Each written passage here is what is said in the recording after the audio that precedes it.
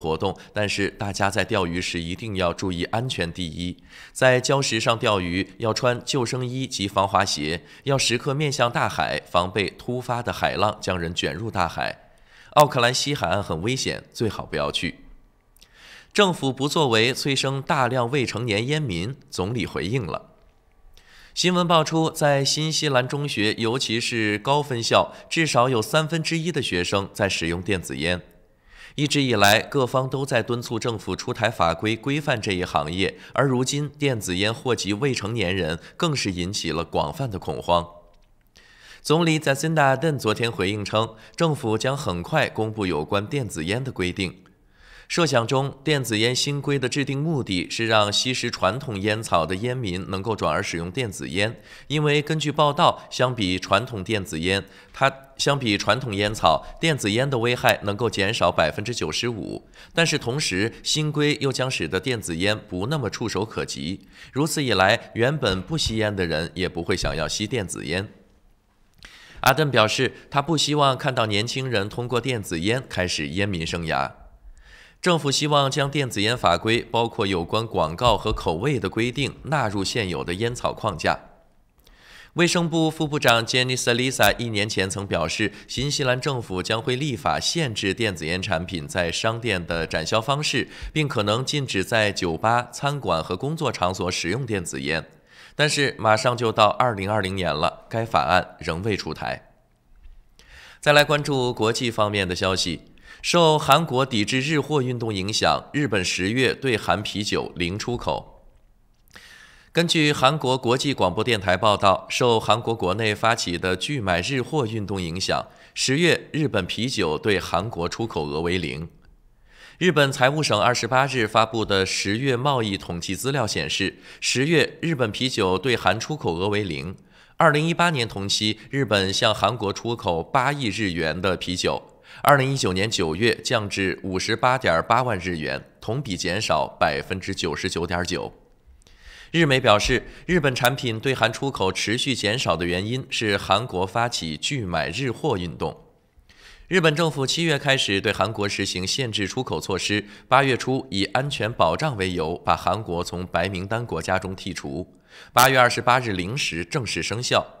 作为回应，韩国8月12日决定把日方排除出韩方贸易白色清单。同时，8月22日宣布不再与日方继续签订军事情报保护协定。另一方面，韩国民众从7月起开始自发进行抵制日货运动，抵制情绪一度十分高涨。刚果金已有5000余人因麻疹疫情死亡。当地时间27日，世界卫生组织方面发布消息说，自2019年1月份以来，刚果金的麻疹疫情已导致5000多人死亡。以上就是这一时段整点新闻的全部内容，是由志鹏为您编辑和播报的，感谢您的收看与收听。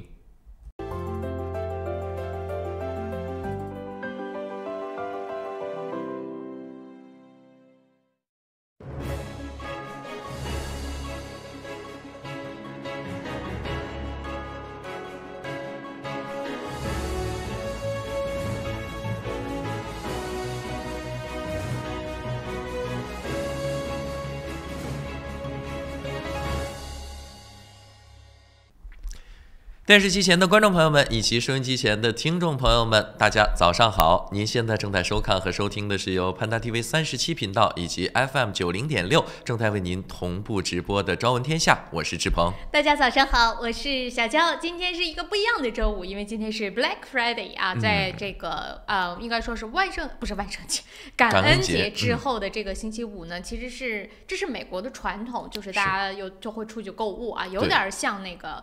就是我们说12月26号的那个感觉，Boxing Day 的那个感觉啊。那今天我不知道大家有没有做好出去购物的准备，反正呢，这段时间可以看到就是铺天盖地的各种的商家打折的那种信息。是，我不知道就是大家是不是赶热闹的这种性格。反正就像11月11号大家都在网上购物一样，反正今天这个日子呢，更多的朋友应该是不是网上购物，就直接去店铺实体店的多一些销售，不是去销售，去那个购买消费是去消费。然后这个折扣的力度看起来有一些挺大的，但是呢，反正专家也是在不断的就提醒大家一定要理智。再一个就是说呢，要了解清楚，有的时候那个打折并不是你想象当中打的那么大的，有的是明降暗升的，对，就类似这种情况，或者是他在之前悄悄的已经升过了，然后在这个时候再降，就太常见了。对，其实你觉得是5折，大概也就是有个8折左右，但是让你感觉上会觉得哇，今天买好划算。而且就是会经常让你失去理智的去买了很多其实你并不是很需要的东西，这也是，就比如说你是需要去买厨具的。然后你进去之后发现，哎，这个那个什么锅挺好，你又买了个锅，回家之后发现根本就不会太用，就之类的，这种也会非常常见。但是要是比如说你圣诞礼物还没选的，现在这个时候去买圣诞礼物倒是 OK，因为你毕竟对吧？你再等到下一个大打折的时候，那就圣诞节过后了。所以说你这个时候去挑一挑圣诞礼物，反正也是送人的嘛，就挑那些真的对吧？可以拿到很多 bargain 的，去买一买倒是不错，比较实惠的这些东西黑色星期五，而且今天很多的商场开门开到晚上12点，就是给大家出去购物的，是，所以就算是下班晚的朋友也不用担心，很多的店全部都开到凌晨。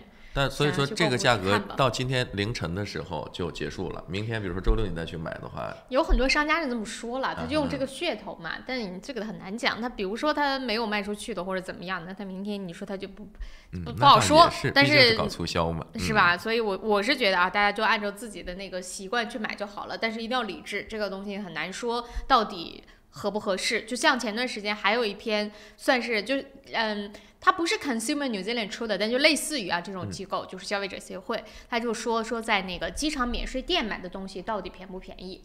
听起来就大家感觉嘛，免税店嘛肯定是便宜，但是后来他就比较说，其实很多免税店里边卖的价格会比外边要贵，虽然说它免了税，但其实就是你相差也并不是特别大，唯一有2个他说是应该是不会买错，肯定会便宜的，一个就是酒精类的东西，是，还有一个就是化妆品类的，对，就女生如果要是买化妆品和男生买酒，可能还 OK，其余的就不好说，什么电子产品之类的。像我这种不喝酒也不化妆的人，去这儿有点亏得慌，觉得。所以就是大家消费的时候，现在商家真的是。他们学精了，真的，你稍微一个不留意，指不定就掉什么坑里。有时候我总是觉得，像什么这种什么购物狂欢节呀，各种各样的这个噱头，其实当然了，你到一定的这个比较合适的时期，你像现在的这种打折期，对于西方国家来说，很多都是应对了这个圣诞节，尤其是圣诞节前的这一波购物的需求那这个倒是也是有好多年的历史了，也不是说最近2年才。其实我觉得那个上次就刚双11过后的时候，大家也在讨论，就说双11买什么最合适。不，大家也是不理性嘛，动不动就买了一堆，说什么买什么东西最合适呢？他说就像这种狂欢或者购物节之类的，就买那种日销品非常合适。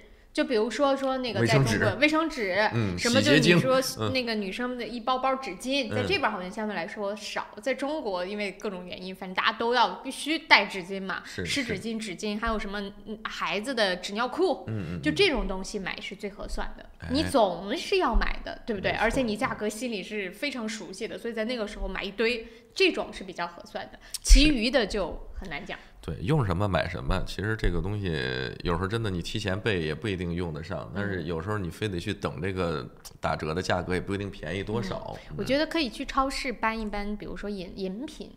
什么那个就之类，像那个家里面必须用到的这种日销品，还有你可能Christmas 要准备什么巧克力，我觉得这种东西去买一买，应该是在今天比较好合适的。但是呢，我是不知道这边的供货量啊，或者它的这个运输跟不跟得上，别报到那儿中午的时候搬空了，这也是有可能的。也有可能。就像那个我们的冠名赞助商就说玉山，那天不就是它是年庆嘛，2天年庆，哇塞，那根本就过不了半天就已经不行了，是就卖空了。得亏是不让人进仓库，这样进仓库估计仓库都够呛。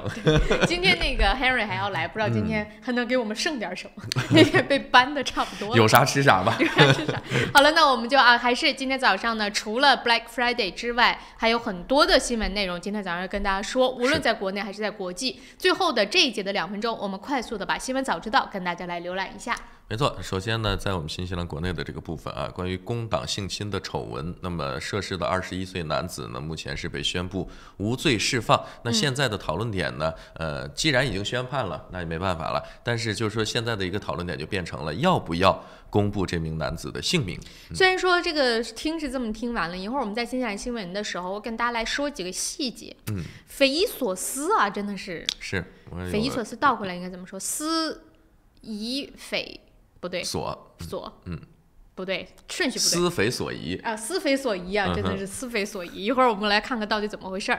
这下面这条新闻呢，我觉得有点打脸，然后呢，解释起来呢，听着也不是很，反正我是没有接受。他说什么事儿呢？就说我们也知道新西兰这边经常会有商业的这些领袖啊，或者是公司的领导啊，想要见见部长们或者见见总理，也不是说干嘛，但是就是商讨，然后看看国家未来的形势走向之类的。但是哪有那么容易见到呢？所以不就经常有这种 business conference， 就像商务会议一样的。现在就出现一件什么事情呢？就今天工党会有一个 business conference， 而且呢是要所谓的花钱才能进去的。那这个到底是不是门票呢？因为工党曾经是指责过国家党在这件事情上做的不地道，现在他也开了这样的一个商业会议，但是我们总理解释的是我们不一样。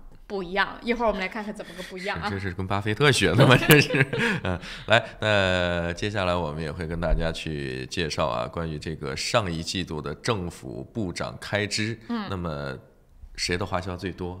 肯定是总理嘛。对，那因为我有看到他相关的一些数据，比如说在国内出差的费用啊，海外出差的费用啊，包括一些其他的各项的支出。那当然，这个数字可能对于我们广大的这个纳税人来说，花的到底多还是不多，心甘不心甘，那就仁者见仁了。还有呢，就是一个悲剧啊！前段时间跟大家说的那一位90岁的老太在家中不是给3个女孩开门，结果被袭击了嘛。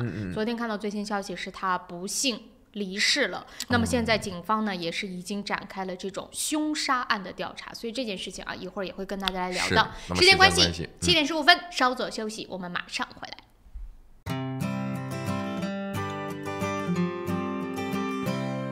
在新西兰安居乐业，一个朋友般的律师将是您的生活必备。瑞启诗律师事务所为您提供24小时咨询服务，用专业的态度提供量身定做的法律服务。电话0958011083，瑞启诗律师事务所，您生活的可靠朋友。石围鲜酒家，老字号的粤式餐厅，天天茶室，精美点心，推陈出新，特色小炒，时令菜式，喜宴寿桌，社团宴会，欢迎预订。530号 Fraser Road Greenland。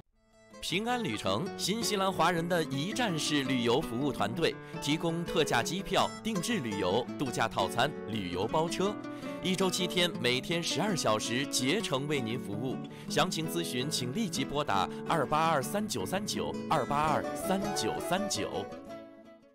玉山出新品了，最新推出的 Ushi 乳酸菌饮料，完全不含脂肪，还能易促进肠道健康，喝起来酸酸甜甜，让您一整天都有好心情。还有 Ushi 水蜜桃味冰红茶和 Ushi 芦荟饮品，大颗的芦荟果粒，好好嚼，让您根本停不下来。这个夏天，快来尝尝我们全新的 Ushi 家族吧！玉山之 Food， 你我之福。公司地址43A Lady Ruby Drive East Tamaki， 联系电话0927235519 0927235516。富家安橱柜专业打造厨房、卫浴、衣柜产品，设计精美、实用、大方。富家安橱柜用心守护您在家的每一个角落。电话092652969 2652969。双子留学移民政府持牌，学生签证、工作签证、移民申请、父母团聚，各类疑难签证，双子一站式解决。联系电话0937788013778801。你好 ，Lisa, come look. 哇，这不是天空塔旁边新建的综合大楼吗？ Yes, the view is just beautiful. 真的哦，不但可以看到天空塔，还可以看到整个海岸大桥。You sell them, Lisa. 来吧，如果你想拿到最新的图片、价格表、宣传册，现在就给我电话022-1948-160，022-1948-160。Go, go, go, call Lisa quick. 奥克兰教育中心成立于2001年，从小学1年级到13年级，课程辅导、教育咨询、升学规划、升医学院、留学美国、英国。优秀是教出来的，孩子成就最好的自己就是优秀。张老师的团队值得您的信赖，电话0962303366，0962303366。孩子成就最好的自己。这里有新闻资讯和您最关注的时事热点。这里有家长里短和您身边的人生百态，新闻不止一面，生活所以精彩。朝闻天下，新视野，新感觉。朝闻天下 On Air。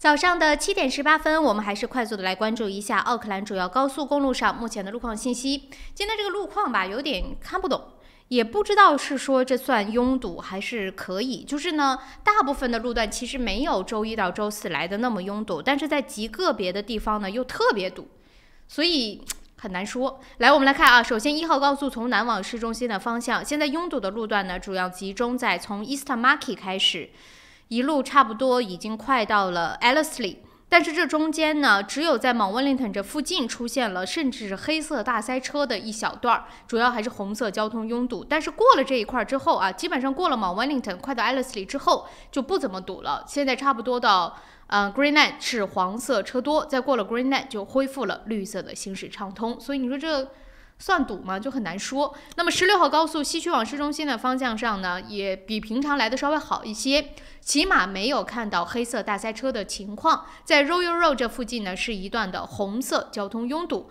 过了 Royal Road 之后，在 Lincoln 和 Te Autato 这一段现在恢复了绿色的行驶畅通。而且呢，在 Lincoln Road 和 Te Autato Road 上呢，今天也还可以，起码没有看到特别拥堵的状况，稍微有一点点红色交通拥堵出现。那么过了这个应该说是我看一下啊，过了 Te Autato 之后开始呢 Rosebank 到 Greenock Road 现在是黄色车多。那么在 Greenock Road 到 St. Luke's 是有一段的红色交通拥堵。在过了 St. Luke's 之后，再往市中心是陆陆续续的就恢复畅通了。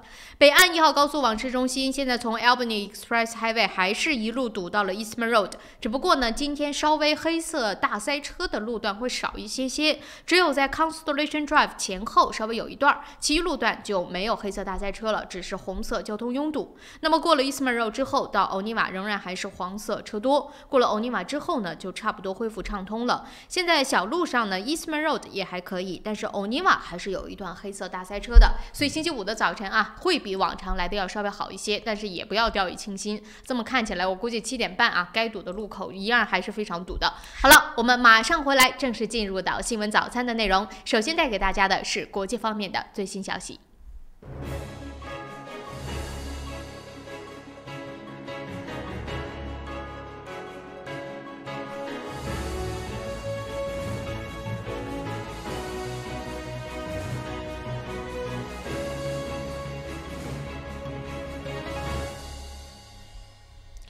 大家早上好，7点21分，您现在正在收看和收听的是由潘达 TV 37以及 FM 90.6正在为您同步直播的《朝闻天下》，我是志鹏。大家早上好，我是小娇。7点21分，跟大家来开始分享国际方面的一些最新的消息啊。是。那我们先来呢看一看关于大选相关的。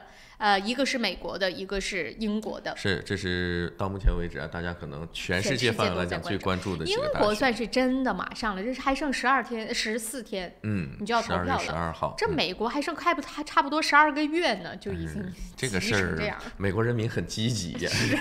来，我们先来看美国方面的吧，也是一个民调。现在呢，我们也知道了，民主党有了新的竞选的对象，应该说是就是他的领导人的这样的一个对象。所以说呢，新的民调我们也来看看到底在民主党内谁的呼声又比较高呢？没错，美国最新的一项全国民意调查显示呢，美国的前副总统拜登，那么他在民主党竞选人当中的支持率目前是最高的，但是这个数据较以往呢还是有所下降。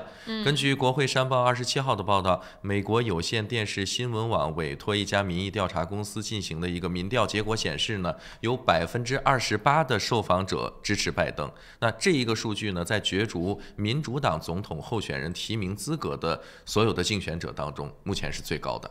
最高才28%，是吧？因为好几个人嘛，再加上就是说比较分散一些。那么接着排名第2的就是桑德斯，大概是17%，排名第3的是沃伦14%，还有呢就是大家也可能稍微知道不知道了啊，就是布蒂吉格，他的支持率是11%。那这几个人当中啊，这个布蒂吉格他的支持率上升是最明显的，因为说实在的，可能我们把注意力就集中在这几个可能身上光环很耀眼的这几个主要的竞争对手当中。那关于这个布蒂吉格呢，其实之前真的是没有太多的关注。其实是这样说吧，就是说因为他不是像你选议员，你排在第几是有这个希望，有机会，对，他只选一个，是你排在第2都没机会的，你何况你排在第4，是就好比咱们有时候老问这个世界第1高峰是哪个？珠穆朗玛峰。世界第2高峰呢？没有人知道，我也不记得了，对吧？都是一个意思。是，那这个布蒂吉格呢，虽然说支持率上升明显啊，但是目前按照他这个11%的支持率跟拜登来比的话，还是相去甚远。但是这个还没有，这个新的人还没有进来嘛，所以这个民调不知道。那你新的人进来之后，会不会出现非常大的变化？那很难讲，不好说。对，那虽然说呢，现在拜登率目前在这个所有的竞选者当中啊，支持率是比较高的。但是比之前他34%的支持率相比，还是下降了6个百分点。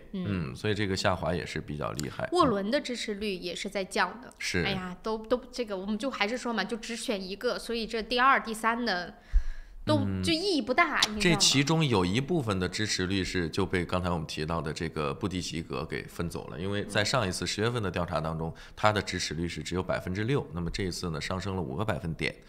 CNN 也表示说呢，包括有431名民主党注册选民在内的1007名美国成年公民参加了此次调查。为什么要说这个数字啊？就是说这个采样率或者说采样的这个规模太小了，那所以说有时候这个也不是那么准确。好了，就这样吧，我们继续来看吧。毕竟它还有1年呢，你说能发生什么？能发生的事儿多了，对吧？所以我们继续来看到底会怎么事儿，到底会怎么样去走。不过无论如何，我们能够确定的就是明年的美国的总统大选，竞选人平均年龄应该在70岁以上。恨不得在75岁以上，都是一些老玩家。对，一会儿我们到时候啊会继续来关注。那么另外一个真的是马上就要临近的，就是英国的大选了。那么英国的大选呢，这一次因为也是涉及到了脱欧，涉及到了未来英国的走向，所以可以看到呢，英国的民众是非常非常积极的。整个的这个投票率啊，估计在这一次会创下历史的新高。那这个呢，也是截止到26日晚间啊，在英国大选前，选民登记的人数已经接近了400万。相比较2017年大选的时候呢，同期是增长了31%，这个增幅可真是不得了。是，而且我们来看一看啊，根据这个当地的选委会他们的一个统计数据呢，就说现在的这个状况啊，已经总共下来有385万人登记投票了。是2017年的时候，这个数据只有290万人。而且他也提到，他说现在呢是67%的登记都是来自于35岁以下的人。你想一想，是个好事吧？我觉得年轻人愿意参加这种政治活动，是发出自己的声音。因为在我印象当中，可能一些稍微年长一点的人，他会更关心政治。年轻人可能，那我就根本不 care。谁跟我有啥关系呢？对吧？谁是领导人，能怎么样呢？是。但是渐渐的，他们就会发现，我以前就一直在说政治啊，很多人一听到这俩字儿，就觉得离生活好远，对，或者就觉得说和我无关。根本就不会影响到，渐渐的你就会发现，其实生活当中的每一个细节都是跟政治挂钩的。换句话说呢，就是政治这件事儿其实就是鸡毛蒜皮。你说政治是什么？你把它想大了，它是什么？关乎到你的这个国家在世界上的位置，关乎到什么世界形象。其实说小了，就你家里油多少钱，水多少钱，这都是政治，对不对？所以说呢，你说关不关心，可能有些人是把它误以为高深的一门学问，其实说白了，真的是影响到我们每一个人。新西兰这边就我们切身的感受嘛，你换了政府之后，有多少事情在改，有多少东西在变便宜或者是变贵，是不是？你说你不关心，你不发声，也许影响到的就是你接下来的生活。是不是？没错，但是在这个数据出台的同时呢，有一家民调机构做出来的一个数字模型，那么它最后出来的结果说是保守党可能会在大选当中赢得议会的多数席位，比其他政党的总和还要多出68席。那这个模型呢就显示说保守党可能获得650个席位当中的359个。那就开心了。是，那当然了。但这个我们值得一提的，为什么这么说？它的这个模型是分析了超过10万名来自各个年龄段的受访者的数据，然后再根据特定的选区环境以及全国的统计数字才做出的这个预期呢。所以这个可信度就比刚才那千八百人的这个要高很多。1000和10万相比还是差很多的啊。是。所以我们再来看吧。但是英国的这个当时就觉得说脱欧会不会成功，就虽然大家说，但是一般人都会觉得说不可能会真的脱，结果不也脱了吗？所以说很难讲。我们再来看吧，共同关注也没有多久了，12天，在我们放圣诞节假期之前就知道英国到底新的首相是谁了，到底这个脱欧会怎么走。反正现在呢，这么说吧，约翰逊还是非常非常开心的，他的胜率还是极大的。应该说是极大的，所以说我们共同来关注到底会怎么走。好了，那么说完了这2个可能大家备受关注的选举现在的民调结果之外，接着我们再来关注，也是现在很多世界上国家现在已经不仅仅局限在发达国家了，很多发展中国家也在面临同样的问题，就是生育率低。老龄化严重。昨天我们跟大家说过日本在最近的9月份的这个人口出生率也是创下了近30年来的一个新低那么比去年同期是减少了5.6%。那我们再来看看他隔壁的邻居韩国，其实最近很多事情也是觉得日本跟韩国这一对怎么讲，欢喜冤家，对吧？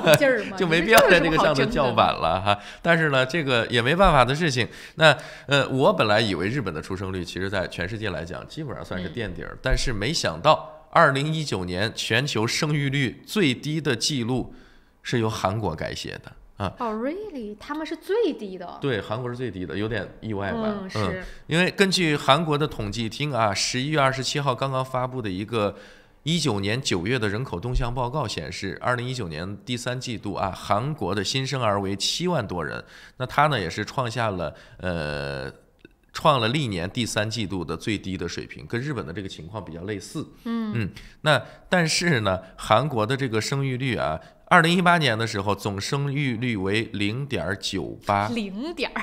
那这个你怎么来看？就是相当于，如果说你这个生育率是1的话，就是每一个育龄女性生1个孩子。对但如果说你低于1的话，说明每个育龄的女性，适龄的这个女性就生不到1个孩子，可能0.98。就是换句话说，很多人不生孩子嘛，就这意思，对吧？就是这么回事。然后说今年呢，这个比例已经降到了0.88。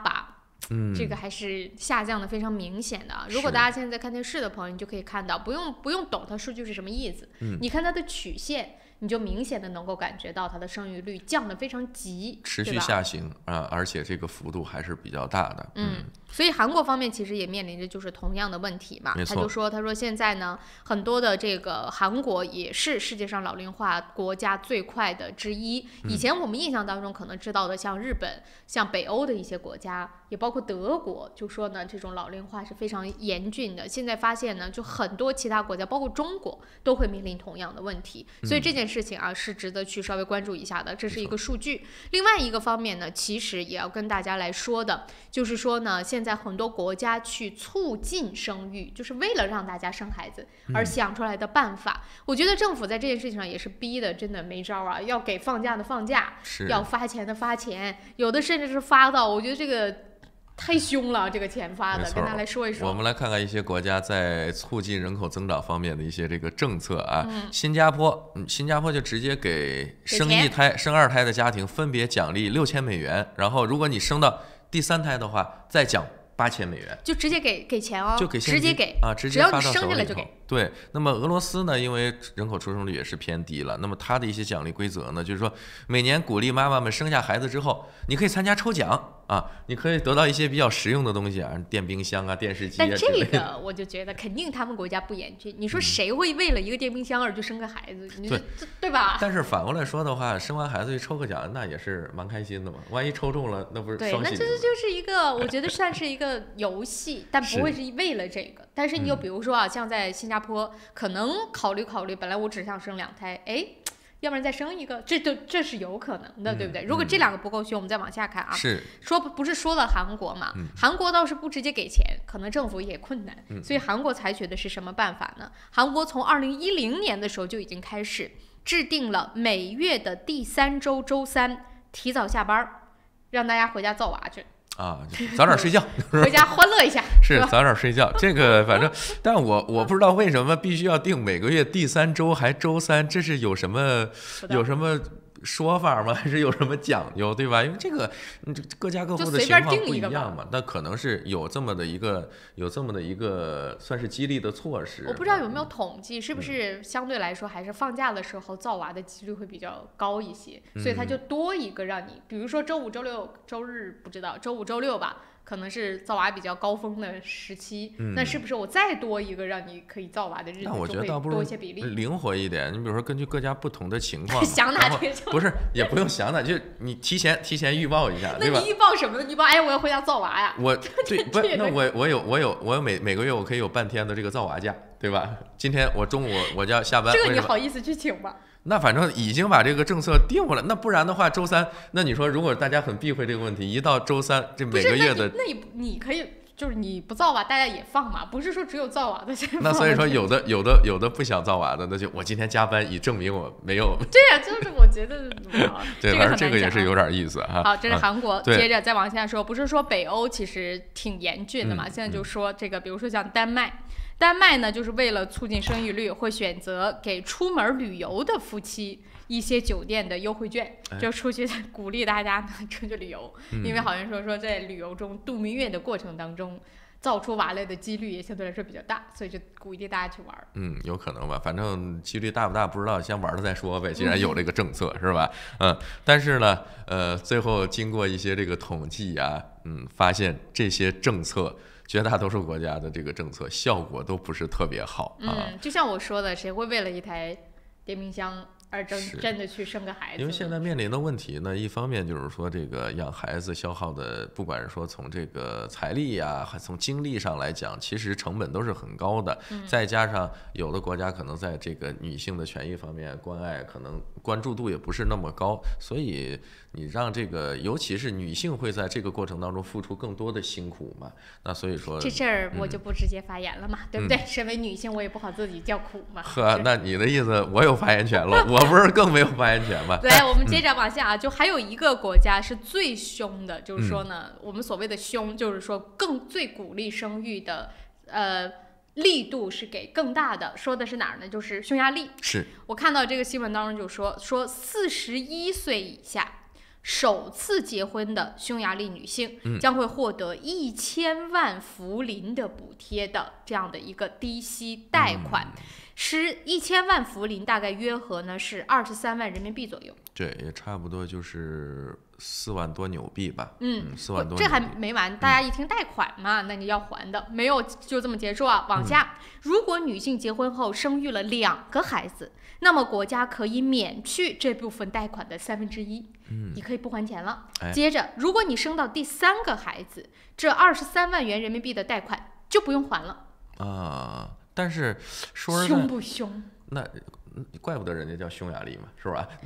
关键是问题是，真正生到3个孩子，这个过程会很长。而且他说，如果你要生到第4个孩子，女性可以终生免缴个人所得税。一辈子不用缴税了。那这个诱惑力还是蛮大，但是咱们也得看看匈牙利女性的就业率有多高。如果女性就业率本身就很低的话，那这个东西也是。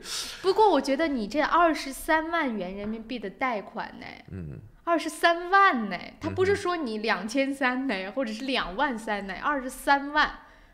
你生3个孩子就给你了，意思对不对？对，你可能比如说你生孩子，好吧，我们就往长了说，你生10年，对吧？你能还多少钱？剩下的就是你的了。但是你就是生2个的话，其实也是减1/3就没了嘛。对呀，生2个是2/3，一个是1/3，2个是1/3。我也不知道，他是说，反正就是只要生的话，中间就会有减免，对吧？就是这个事情，反正看起来肯定是不亏。但是我也相信一句话：从南京到北京，买的没有卖的精。政府提出来这样的一个政策其实也是看到，一方面从国家的发展角度来讲，你这个人口出生率太低，确实不是个事儿，对吧？但反过来讲的话，那如果真的是通过这样的措施，能够大幅的增加他们的，如果家都有3个孩子，但这个还是挺有诱惑力的吧，同志们。是吧？你等于说你等于这就像是政府给了你一笔育儿的资金，对不对？虽然它是贷款，但是这笔钱生着就是你的了，它就变成了育儿的资金和。对吧？你可以给孩子上学等等的，你就给人的感觉是真的，这个孩子是国家养的了嘛，对不对？作为国家来说，要不然你就是养老人，要不然你就养孩子喽，那还不如就养孩子喽，没错。对不对？那是群友刚才也问我，他说4个孩子你也没空去上班了吧？那也确实是啊。那你说都不上班了，还交什么个人所得税？那可以，就比如说这个。阴谋论对，咱随便聊嘛。我的那个是吧？小脑筋一转，那就女生去上班，爸爸带孩子就好了。对不对？这也是个好方法。那女生免税呀，你开玩笑。那你要是丈夫的话，你丈夫要交税啊，那我就丈夫在家看孩子，女生工作好喽。回头咱还得看看匈牙利的这个税率是多少，说不定人家的这个个人所得税的税率比较低，也不一定是，所以你说是不是这个还是有诱惑力的？你跟前面比，你说比较实惠嘛，就是。对，你说新加坡的那个8000，我也觉得8000够干嘛的呀？是不是？对，这个确实是各个国家的方式，虽然说不一而同，但是主要的目标还是为了提升本国的这个人口的一个比较稳定的持续增长哪怕就是不增长，但是最起码能对抗这个老龄化，这也是现在很多国家面临的一个问题了。是，所以我不知道大家听完了之后，你会觉得，因为有很多适龄的，像我就是，其实政府应该关注的对象，怎么样鼓励我去要宝宝，对不对？是，砸到我身上，看什么东西能打动我。这个还主要得看，就是你本人的这个意愿，对吧？有的朋友可能觉得，那你这个东西再高，我就不想生，你能把我怎么样？可是还是有很多年轻的夫妻是因为觉得生完孩子之后的这个压力真的是非常大，无论是经济方面的，还是说你从生活方面的，甚至包括像女性的事业方面的，那是不是他都要有所考虑？那如果这个政府或者是这个社会愿意把女生的这个 burden 或者是整个年轻家庭的这种压力去掉，那会不会就真的鼓励他们去要小孩了呢？我相信有很多年轻人现在就觉得要了孩子养不起，这是一个很现实的问题。所以如果政府可以真的不像新西兰这边，新西兰也说是帮你养孩子，但是帮了多少？是不是？如果真的是可以政府来帮助年轻的夫妻养孩子，那还是会鼓励很多人愿意要小孩的。我认为所以大家也可以来说一说，不知道是不是有很多适龄的女性像我一样，就是not ready 对吧？好的，这个事情说完了，我们同样还是在关注韩国。刚才你看，像这个英国呀、美国呀，大选闹的是现在非常的热闹然后反过来我们再说韩国的，也是一个前政要也就是大家都非常熟悉朴槿惠。那么他呢，目前也是状况真的是反差很大一个天上一个地下。现在反正新闻当中是说他可能又要面临加刑，我觉得加不加的都已经这样，意义不大了，是吧？对，反正现在真的是，我看到有几张他最近一段时间的照片，比如说他9月份，哎呀，坐在那个轮椅上，形容枯槁啊，然后去接受，好像当时做一个肩部的手术，还是对他，因为真的是在当时总统在任的时候，感觉非常的这种风光无限的，风华正茂是。然后一下来之后呢，尤其是再加上各种各样的这个审讯呀、调查呀。一夜之间苍老了很多，但是我们也要这么说，这个如果他要是真的没有做这些事情，我们也应该相信法律也不会就无缘无故的把这个罪名扣在他头上，对不对？那你的确也是做了，或者我们之前其实也跟大家在讲这个韩国的就整个政坛上，大家也说过，就好像他就算是这真的不是一个好的现象，就如果你要不做这些事儿，你可能也当不上总统。所以才最终导致的结果就是，只要你当了总统，也不会有什么好结果，就肯定有事儿，对吧？这就好像因和果，先有鸡先有蛋，没办法。对对没错，先抓后问肯定没毛病，是吧？啊，我们还是不希望这样的情况出现啊。包括他现在有几个这个主要的罪名，比如说韩国最高法院呢是之前对他这个收受国家情报院贿赂案做出一个终审判决，那么把这个之前2审的时候做出的判决给撤销了，那么把案件呢是发回首尔高等法院重审。朴槿惠呢当时是在2审的判决中，因为这一个罪名啊获刑是5年，那后来说这个既然发回重审的话，根据有关人士分析啊，有可能再一次获刑的刑期会比之前的这个5年的刑期要更长。这才是他其中的一个罪行。对，他最主要的罪行还没出来呢，对吧？他还包括了比如说什么那个亲信干政案，对，然后又包括了什么其他的一些乱七八糟的事情。他这个刑期绝对不仅仅是这些了。所以我是觉得重不重审的加不加的已经意义不大了，就从他个人的角度上来说。但是我是觉得怎么着呢，就是赶紧把这个事儿落定了，最起码落不了。不，对于他来讲，反正别天天这么折腾了，就老老实实的，或者说踏踏实实的在监狱里面服刑，总比现在动不动还要给他领出来，然后去参加个什么宣判呀什么的，我觉得这个对他来讲更是一种煎熬。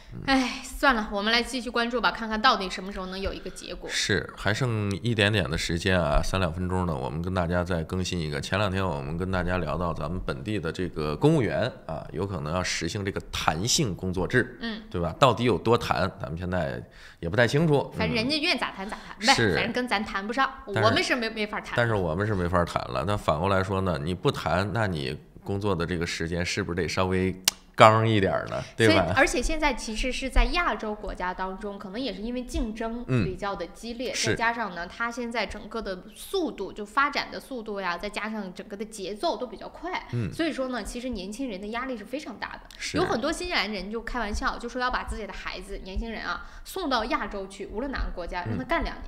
他就会知道在新西兰这边是多么的松散，就多么的没有竞争，忆苦思甜嘛，这是。就是你还喊呢，觉得自己压力大，你去亚洲国家你试试。不过现在呢，这种状况就是过劳啊，或者大家太过拼命，压力太大的这个问题也是存在的，所以很多国家也在想办法。比如说现在就看到日本是大阪的这样的一个政策，就强制所有的公务员不能加班。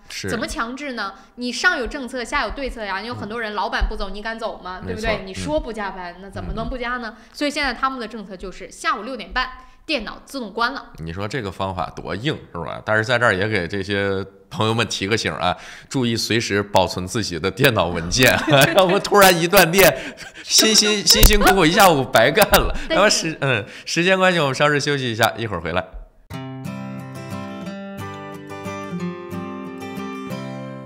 Resin 10月促销活动正在进行 ，Resin 高级油漆和木材着色剂75折到7折优惠，墙纸7折优惠，粉刷用具75折优惠，让 Resin 祝您省大钱。我是慕斯，我是健康睡眠系统，我的使命就是为地球上的每个人铸就美梦。你可以在遍布全球的3600多家专卖店看到我，感受我。越来越多的人因为我而得到精彩的健康睡眠体验。生命因梦想而伟大，那么就让我来铸就你的美梦吧。慕斯奥克兰店321世界睡眠日促销活动进行中，欢迎进店咨询详情，电话0941544368，0941544368。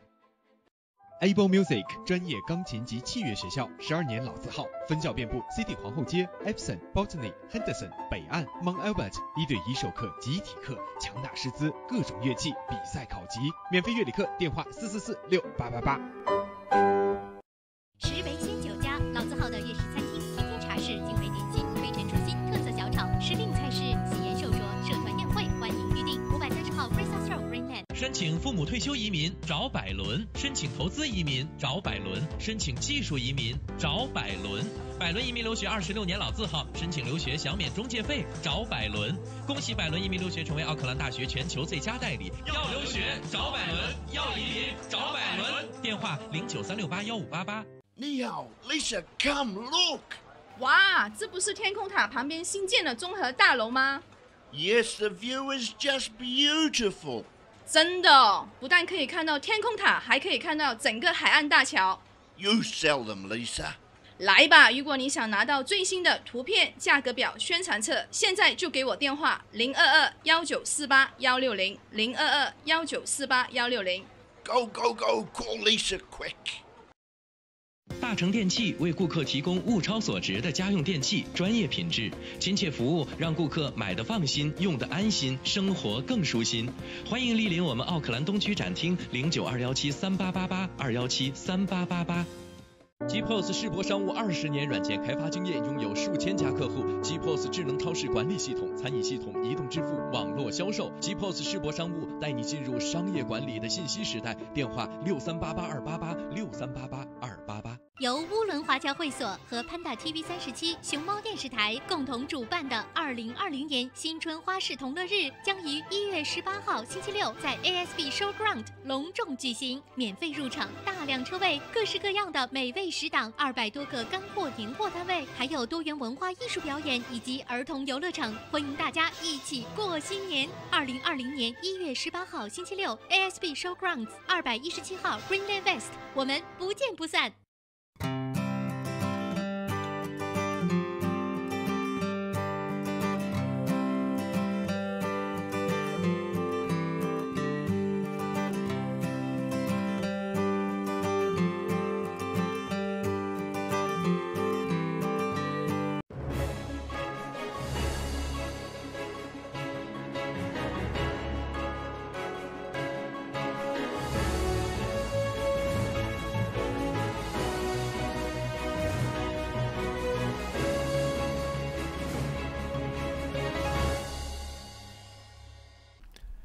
欢迎回来，您现在正在收看和收听的是由潘达 TV 37以及 FM 90.6正在为您同步直播的《朝闻天下》，我是志鹏。大家早上好，我是小娇。7点48分啊，继续跟大家来分享国际方面的新闻。那么接着呢，我们来说，刚才说那个关闭电脑的那件事儿啊，稍微补充两句，就说这个东西强制，我是觉得也是形式上的。如果你真的，那你自己还有手提电脑呢。对，这倒也是。你现在网络那么发达，你不一定就像非得在这儿办公，对吧？你就像小学生所谓的减负不是一样的吗？就说中国给小学生减负，你减负是减负了，它有很多强制的，比如说你什么不许留作业啦，几点钟必须放学了。但你高考在那儿摆着呢，你减负再减负怎么弄呢？所以这也一样的。换句话说，这个活干不完，你说你天天6点半下班，那也不是个事儿。那你自己不闹心嘛，对不对？当然了，刚才我担忧的一个问题就是说，这个保存文件，人家其实也想到了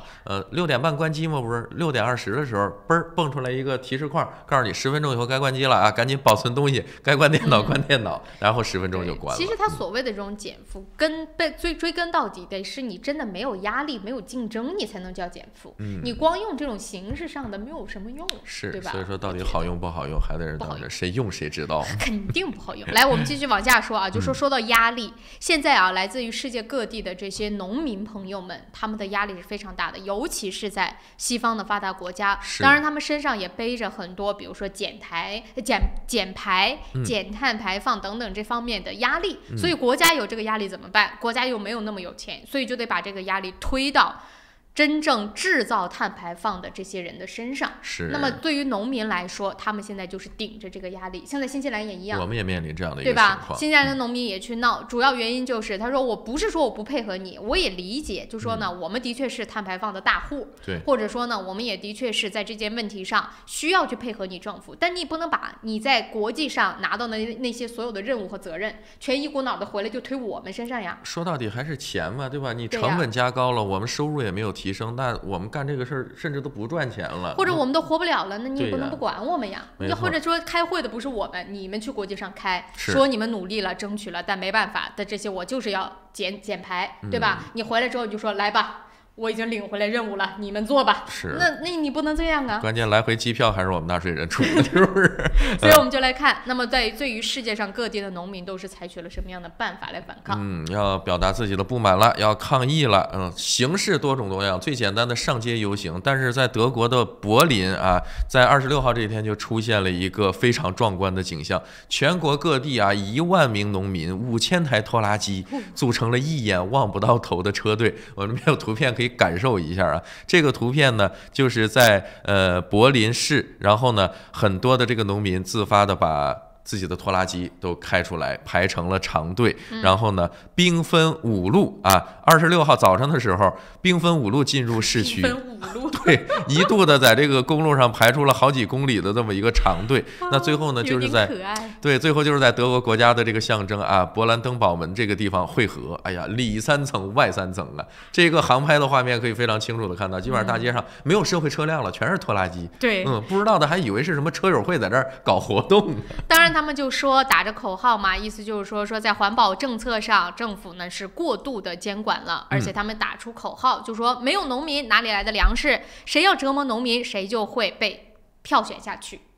那这个也是农民这个群体也是一个很庞大的对，很大的一个票仓嘛。那在德国呢，农民主要不满的这个点是在于，德国的农业部和环保部今年9月份出台了一个叫农业一揽子计划，反正就各种规定，然后主要就是刚才小娇提到的，跟这种什么环保啊之类的挂钩，包括让它减排，然后提高这种无公害呀、有机的化肥啊什么的这些使用，那这些说白了都是成本，都是钱。新西兰这边还有一个让大家非常不满的点，就是呢，这不也是我们要造林植树嘛，就10年10万棵嘛，11棵，10年10万棵树，10万棵，对，10年10万棵树嘛要种，应该是10亿棵，我怎么记得是？哦，对，10亿棵，对，我想说11，不是11亿，哦，对，是10亿棵，应该是10万棵，太好实现了，为什么我一下子？没事，这个数字咱先放一放，不说，咱接着往下聊，怎么回事？断片了，我刚才聊到哪儿？然后就说呢，就是反正很多树嘛，它是亿还是万，我忘了嘛，就是为什么我有好 anyway 那是10年10万套房子啊，对，10年10万套房子，树是11棵，然后他就说到什么呢？他说这不就是要把很多的农田变成林田嘛？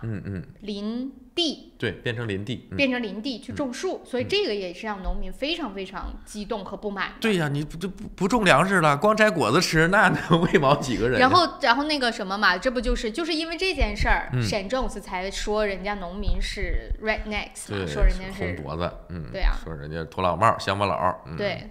那这是在德国啊，除了德国之外呢，26号紧接着在法国，人家也是纷纷出来效仿啊。法国农民也是不满政府的一些这个政策啊，威胁到他们的生计，所以说呢，也是驾驶着上千辆的拖拉机驶入巴黎，最后全部汇聚在这个香榭丽舍大道啊，然后把这个干草倾倒在路面上，而且呢，把通往协和广场的这个街道也都给占据了。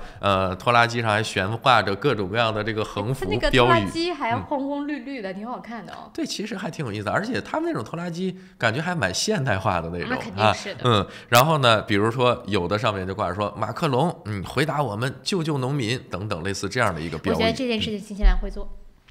那我们的拖拉机也够。对，咱们拖拉机应该够数吧，是吧？但是能不能造成多大的这个拥堵，我现在不觉得。开到坤街上肯定是没有的，咱别煽风点火啊，咱别窜到这个。开到坤街上没有用，他们要开得开去到惠灵顿的国会。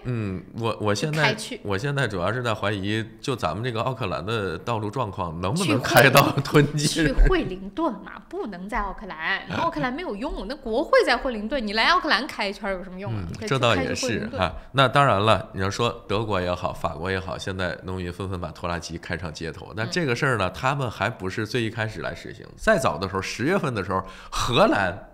也是农业大国，也是把这个拖拉机啊，你看这么浩浩荡荡的一大片开上去，而且呢，在当地很多包括警察呀、其他的民众对这个事件，虽然说他们在现场维持秩序，但是也表示支持。好漂亮啊，对吧？有没有感觉出来？看热闹都觉得很好看。真的，我参加过的一些这种车友会，无非也就是100多辆、200辆，还是在国内啊。然后这样一弄，动辄几千辆的拖拉机，看得我都是有点想到现场去拍照片。不过我们新西兰要组织这个活动啊，咱还是那句话，我们虽然说就是评论，但是我们不是撺掇这个事儿的。真要是开出来，跟我们没关系。我也想撺掇，但是我没有这个能力。不过为了，我就是说新西兰的它的一个问题就是住的太分散。你要想一下子集中在一起啊，有点难。是。你说南岛的。开去惠灵顿也不容易啊，那船费谁付啊？对吧？油钱呀，对吧？这都是事儿。所以不知道，反正就来看吧。反正农民现在都在反抗，但是这个反抗到底有没有用？会不会被政府就像新西兰这边一样的认为他们是落后的，是土老帽，不懂？那这个环保问题怎么样去解决？不解决不行，但是这么压榨农民就是解决方法吗？这个也是啊，各国都在讨论的。是的。时间关系，7点57，稍作休息，回来之后带给大家新西兰。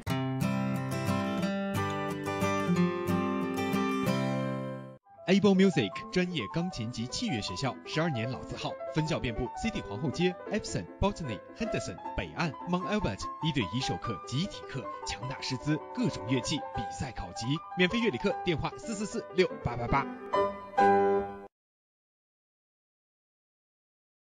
雪山天对岸，陶波湖畔边。风景秀丽的陶波市迎来第一家中华美食绍兴饭店，店内装饰精美，环境典雅，服务一流，全天提供中国特色菜肴、风味小吃，集中华烹饪之精华，汇南北风味之大成。陶波绍兴饭店欢迎您。地址8号 Northcroft Street 陶波，电话0737788886。在 Snowberry， 我们正在新西兰创造真正有效的天然护肤品，并已通过黄金标准临床试验证明了这一点。Snowberry 让自然与科学完美融合。奥克兰教育中心成立于2001年，从小学1年级到13年级，课程辅导、教育咨询、升学规划、升医学院、留学美国、英国。优秀是教出来的，孩子成就最好的自己就是优秀。张老师的团队值得您的信赖，电话0962303366，0962303366。申请父母退休移民找百伦，申请投资移民找百伦，申请技术移民找百伦。百伦移民留学26年老字号，申请留学享免中介费找百伦。恭喜百伦移民留学成为奥克兰大学全球最佳代理。要留学找百伦，要移民找百伦。电话0936815588。立冬换汇，诚信、安全、可靠、保密，加上专业的理财经验，欢迎来电5228698，5228698，门前有大量停车位。地址1号 Kenneth Street Newmarket。来自柬埔寨传统优质稻米产区的龙凤牌上等特级茉莉香米，2019年新米全面上市了。龙凤牌茉莉香米100%的茉莉香米，晶莹剔透，清香软滑，价格适中，深受广大消费者喜爱。龙凤牌上等特级茉莉香米，餐馆酒楼消费者的最佳选择。买大米请认准龙凤牌，新西兰总代理林氏兄弟出入口有限公司。石维鲜酒家，老字号的粤式餐厅，天天茶室，精美点心，飞尘出新，特色小炒，时令菜式，喜宴寿桌，社团宴会，欢迎预订。530号 Princess Road Greenland。Angela 杨为您推荐5号 Kingston Avenue Monroe 1930年代的特性 bungalow， 3房加学习房和独立的客厅带壁炉，宽敞的门厅，地高景美，能看到天空塔。位于方便地段 Dominion Road 旁，走路去太平购物超市、银行、中餐馆、公交车站及其他便民设施。Dominion Road 小学就在您家背后，近 Moroscale 初中、高中，开放日周六日12点到12点半，请联系杨丽萍0213383111。GPOS 世博商务20年软件开发经验，拥有数千家客户。GPOS 智能超市管理系统、餐饮系统、移动支付、网络销售。GPOS 世博商务带你进入商业管理的信息时代。电话6388-288，6388-288。大成电器为顾客提供物超所值的家用电器，专业品质、亲切服务，让顾客买得放心，用得安心，生活更舒心。欢迎莅临我们奥克兰东区展厅，092173888，2173888。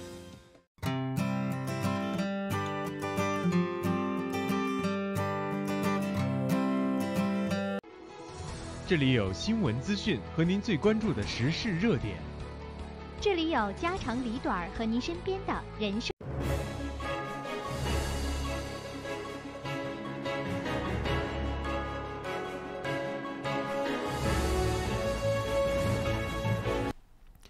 大家好，欢迎关注这一时段的整点新闻，我是志鹏。今天是2019年11月29日，星期五，农历11月初4。首先来关注新西兰新闻。西区海滩发现尸体，据信是此前失踪的华人男子。奥克兰西区 Waitipu Beach 发现了一具尸体，据信为此前钓鱼时被海浪卷走的华人男子。10月17日下午，56岁的石伟在附近钓鱼时，不幸被海浪卷走。警方大面积搜救后无果，并推测该男子可能已经溺亡。昨天，警方接到通知称，当地出现了一具尸体。虽然正式辨认流程还未完成，不过警方认为那就是该男子的遗体。警方已经通知了这名华人男子的家人，具体死因将有待验尸官进一步确认。据知情人士透露，惨剧发生时，该男子没有穿救生衣，还站在礁石的边缘，这样就可以把鱼线抛得更远一些。钓鱼虽然是一种老少咸宜的活动，但是大家在钓鱼时一定要注意安全第一。在礁石上钓鱼，要穿救生衣及防滑鞋，要时刻面向大海，防备突发的海浪将人卷入大海。奥克兰西海岸比较危险，最好不要选择此处。政府不作为催生大量未成年烟民，总理回应了。新闻爆出，在新西兰中学，尤其是高分校，至少1/3的学生在使用电子烟。一直以来，各方都在敦促政府出台法案规范这一行业，而如今电子烟祸及未成年人，更是引起了广泛的恐慌。总理贾辛达·阿登昨天回应称，政府将很快公布有关电子烟的规定。设想中，电子烟新规的制定目的是让吸食传统烟草的烟民能够转而使用电子烟，因为根据报道，相比传统烟草，电子烟的危害能够减少95%。但同时，新规又将使得电子烟不那么触手可及，如此一来，原本不吸烟的人也不会想要吸电子烟。阿登说，他不希望看到年轻人通过电子烟开始烟民生涯。政府希望将电子烟法规，包括有关广告和口味的规定，纳入现有的烟草框架。卫生部副部长 Jenny Salisa 1年前曾表示，新西兰政府将会立法限制电子烟产品在商店的展销方式，并可能禁止在酒吧、餐馆和工作场所使用电子烟。但是2020年马上就要到了，该法案目前仍未出台。再来关注国际方面的消息，受韩国抵制日货运动影响，日本10月对韩啤酒零出口。根据韩国国际广播电台的报道，受韩国国内发起的拒买日货运动影响，10月日本啤酒对韩出口额为0。日本财务省28日发布的10月贸易统计资料显示，10月日本啤酒对韩出口额为0。2018年同期，日本向韩国出口8亿日元的啤酒，而2019年9月降至58.8万日元，同比减少99.9%。日媒表示，日本产品对韩出口持续减少的原因是韩国发起拒买日货运动。日本政府7月开始对韩国实行限制出口措施，8月初以安全保障为由，把韩国从白名单国家中剔除，8月28日0时正式生效。作为回应，韩国8月12日决定把日方排除韩方贸易的白色清单。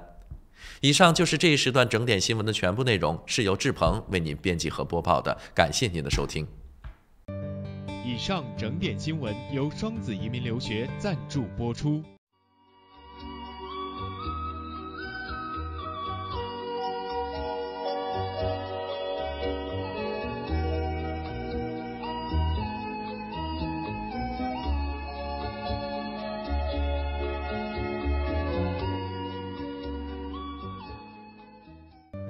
天气预报由玉山 KCH 独家冠名播出。玉山出新品了，最新推出的 USHI 乳酸菌饮料，完全不含脂肪，还能易促进肠道健康，喝起来酸酸甜甜，让您一整天都有好心情。还有 USHI 水蜜桃味冰红茶和 USHI 芦荟饮品，大颗的芦荟果粒好好嚼，让您根本停不下来。这个夏天，快来尝尝我们全新的 USHI 家族吧！玉山之 Food， 你我之福。公司地址43A Lady Ruby Drive East Tamaki， 联系电话0927235519，0927235516。8点06分，我们一起来关心一下新西兰主要城市今明2天的天气预测。以下的天气预报是由玉山食品今天就要来跟大家见面的玉山食品独家冠名赞助直播的。来，我们来看啊，北岛北部地区，今天呢，北岛大部分范围之内会有一些阵雨出现，可能给一些呢这个比较干燥的地方啊，会带来一丝的甘露。那么在气温方面倒是没有降低，奥克兰今天最高是23度，最低15度。北岛南部地区呢，也会有部分的地方看到阵雨出现，但是雨势啊都不大，就是偶有阵雨的这样的一个情况。气温方面，惠灵顿今天最高是21度，最低温度12度。再来看一下南岛，南岛的北部地区呢，今天则是只有在西海岸会有一些阵雨出现，东海岸基本上还是全部晴朗的好天气，气温呢也是维持在一个比较稳定的状态。Nelson 今天最高温度是22度，最低温度13度。再来看一下南岛南部地区，南岛南部呢今天没有雨，但是呢很多的地方会以阴天的情况为主，气温呢会稍微有所回落。基督城这个气候啊，真的是可能让人住起来不是很舒服。昨天最高温度达到27、8度，今天最高温度只有19度，最低温度是11度，所以去到南岛的朋友可能还是要稍微留心一下。那么到了周末呢，又会恢复到非常晴好的天气，阵雨就在今天结束。明天奥克兰仍然是晴好的天气，气温最高23度，最低16度，惠灵顿15到22度。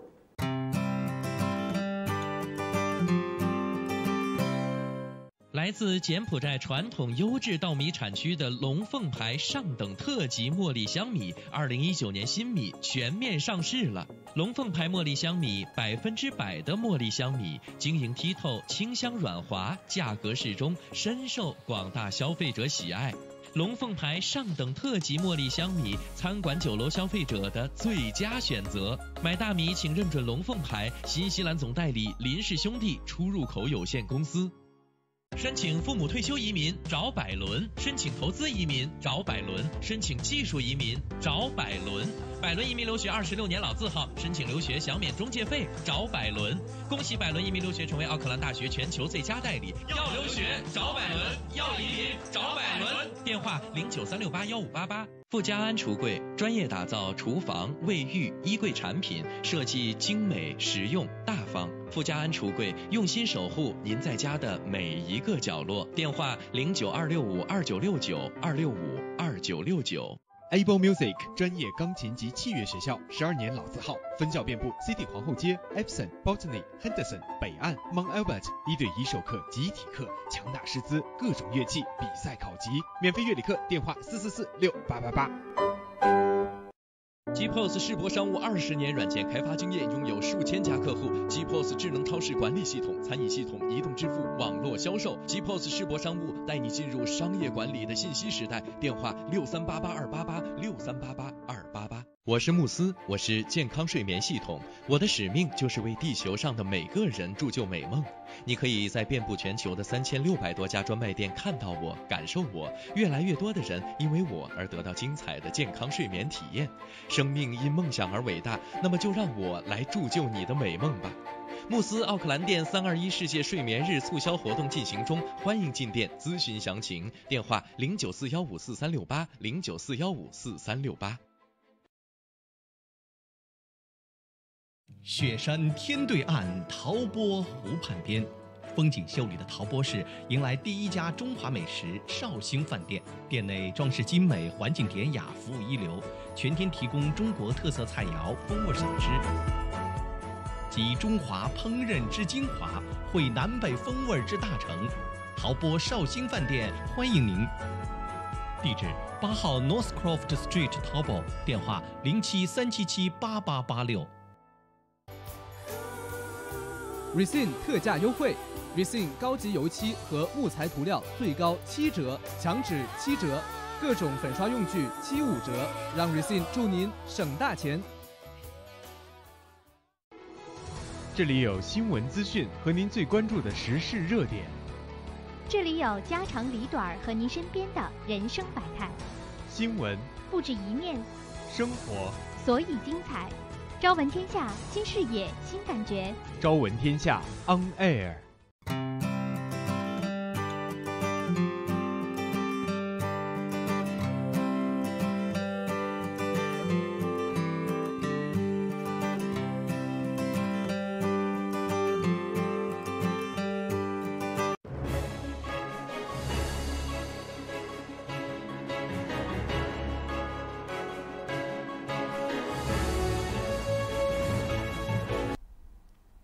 电视机前的观众朋友们以及收音机前的听众朋友们，大家早上好！您现在正在收看和收听的是由潘达 TV 37以及 FM 90.6正在为您同步直播的《朝闻天下》，我是志鹏。大家早上好，我是小娇。8点钟过后开始跟大家来分享新西兰方面的一些最新的消息。刚刚在国际新闻讲的挺有意思的，就觉得很fun，你知道吗？就那种很好玩，也是周末了嘛。哎呀，一说到新西兰又开始糟心。你说能不能不讲？该聊还是得聊，咋整？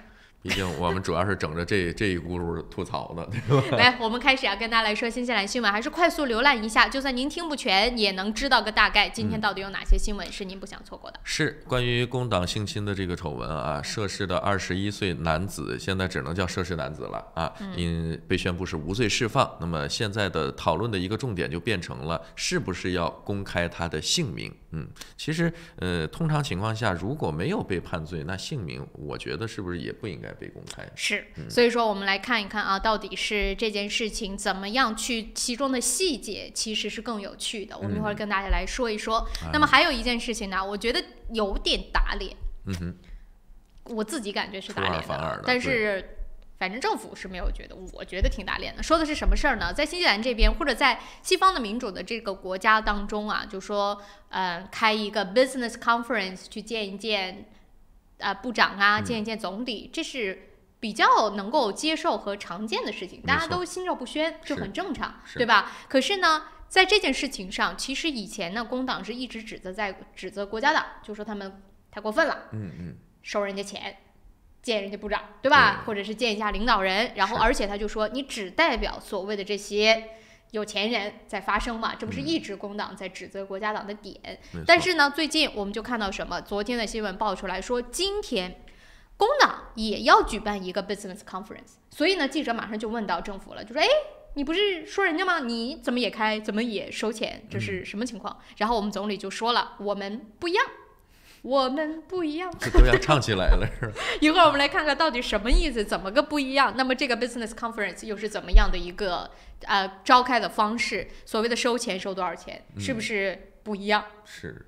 一会儿咱们来看看啊，那紧接下来呢，我们会关注一下上一季度啊政府部长开支的这么一个相关的数据。那也没有什么意外的情况出现，那花费最高的还是那个他，那具体说花了多少钱，一会儿我们来看看比较详细的一个数据。而且这个数据出来之后啊，倒是我不知道对于国家党，对于 Simon Bridges 来说，会不会是松了一口气？他不是去年的时候说他花销很大嘛，然后呢，他给解释一下了为什么他花销那么大。我也不知道这个为什么在这个时候解释了一下，去年说出来的时候怎么不解释？来，我们来看看啊，一会儿会跟大家来讲到。还有一个真的是让人比较痛心的事情，就是前段时间跟大家来讲嘛，就90岁的那一位老太在家中遇害，怎么说？他当时只是给3个年轻人开门，然后就说被打了嘛。对，叫遇袭。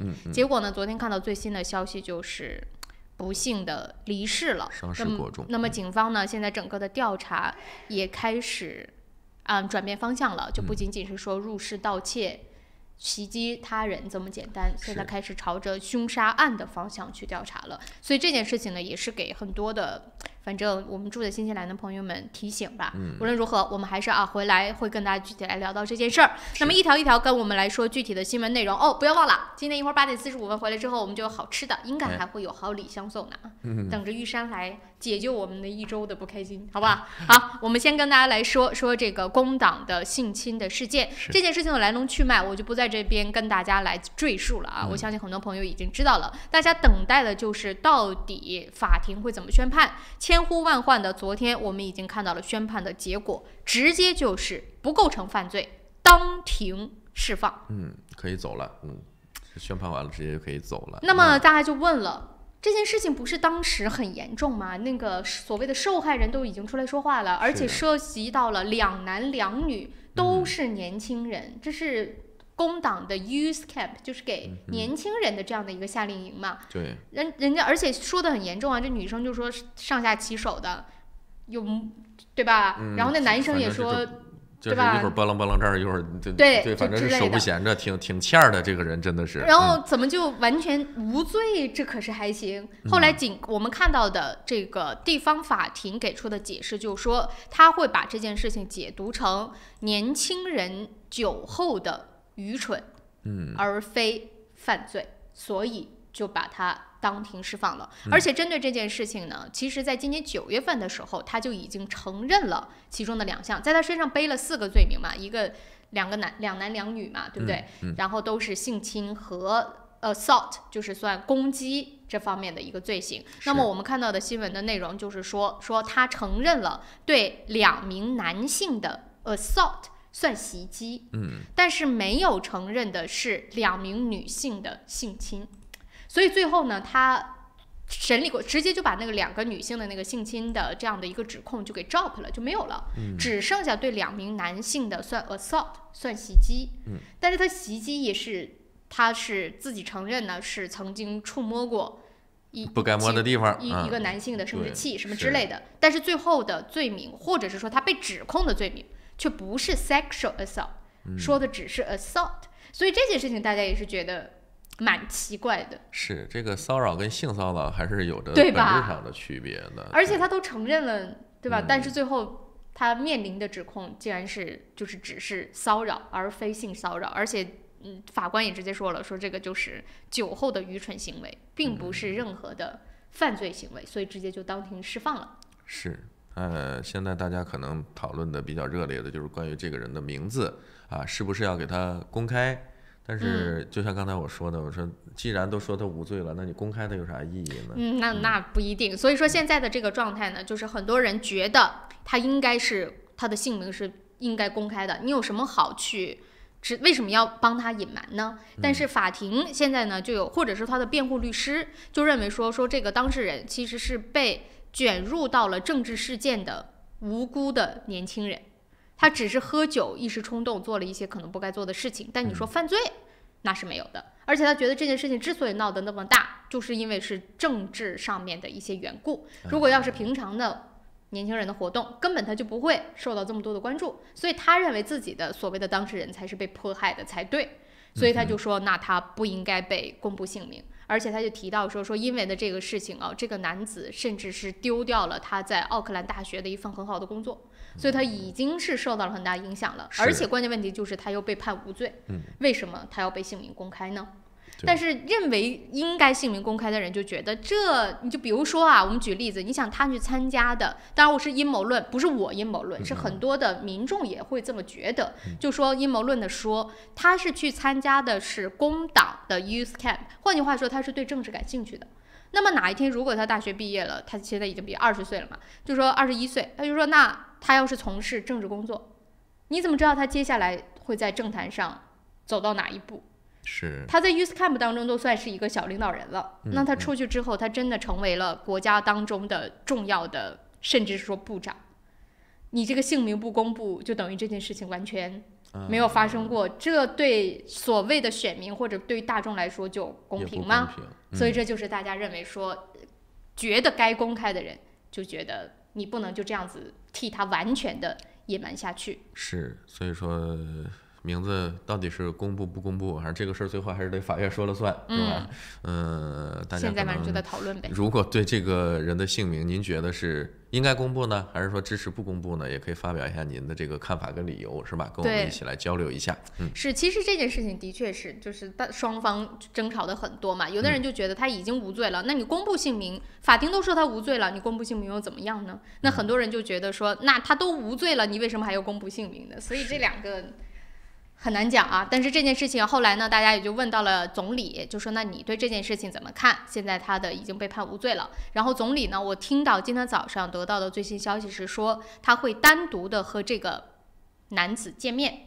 但是他说呢，我的立场不适合在这边发表任何评论，因为这个就是一个案件嘛，这就是交给法官的，法官怎么判就怎么判，所以他不会发表任何的，就此不会发表任何评论。但是他说他会见这个男子，他的见他的主要原因就是说，他是希望以后工党的任何无论是夏令营啊，还是等等这些活动都是安全和积极的，不要让剩下的就说其他的年轻人想要加入工党的，而为因此受到一些望而却步，觉得哎呀，这个夏令营好危险呢，对别去之类的。他是出于这个目的。可是呢，就是在整个庭审过程当中，还有一个细节，我不知道大家有没有注意到啊？这个细节主要说的是什么呢？就是说，听了很多证据，就说这个到底算不算是犯罪嘛？所以就聆听了很多证据。那其中的证据之一呢，就有去参加了这个 youth camp 的年轻人就说，他说当时大家基本上都是 wasted。就基本上都喝醉了，而且他甚至是说，他说工党比你想象的更酷，大家都很爱喝酒，很爱 party 的这种感觉。所以我不知道这个对于工党来说是件好事吗？这个影响形象，我觉得不像是个多好的事情。就是一方面来说是你工党挺接地气的，不是那么，但另外一方面大家就说这好吗？接地气也得有个限度，是吧？这如果是真的这种东西形成一个常态的话，那这个地气儿都接到地底下去。所以对，就这么着吧，咱们也不多聊了。然后如果说后续的姓名真的是可以公开了，我们也会跟大家透露一下的。是，好，那我们就继续来往下说这件事情。我不知道大家感觉怎么样？您认为是不是？该公布或者说不应该公布的，都可以跟我们聊一聊。好了，那说到案件，也快速的这一节，反正也时间不多啊，就把这件事情告诉大家。这个悲剧，90岁的老人，前段时间已经跟大家分享了这个新闻，就说呢，有3个年轻人敲门说要上厕所。这个奶奶呢就把门打开了，就说年轻孩子嘛上厕所不是很正常。结果这3个年轻人进来就对他一顿的拳打脚踢，而且是把家中所有的值钱的物品全部拿走了。当时就说这个老人呢是脑部也受到了重击，但是呢幸好呢是当时是没有生命危险，然后就赶紧送进医院了。可是最终昨天看到最新的消息是老人呢没有挺过来，在医院当中是不幸去世了。那么警方呢现在也是从入室盗窃和行凶直接呢就上升到了凶杀案的调查。是，那么因为事件发生以后啊，这个袭击案有关的一名14岁少女跟另外2名15岁少女呢，一共是3个人。那都已经被捕了，当时是被控严重抢劫，那么在这个事件发生之后2天呢，这3个人是在当地的地方法院出庭，并且被保释候审。那就是说，如果说作为一个犯罪嫌疑人的话，这3个人还是可以找到的，那就看下一步这个案件怎么来定性。如果真的是，如果把它变成一个凶杀案的话，可能他们面临的这个刑罚或者说处置就会严厉的。但是大家要知道，这3个孩子都是未成年啊。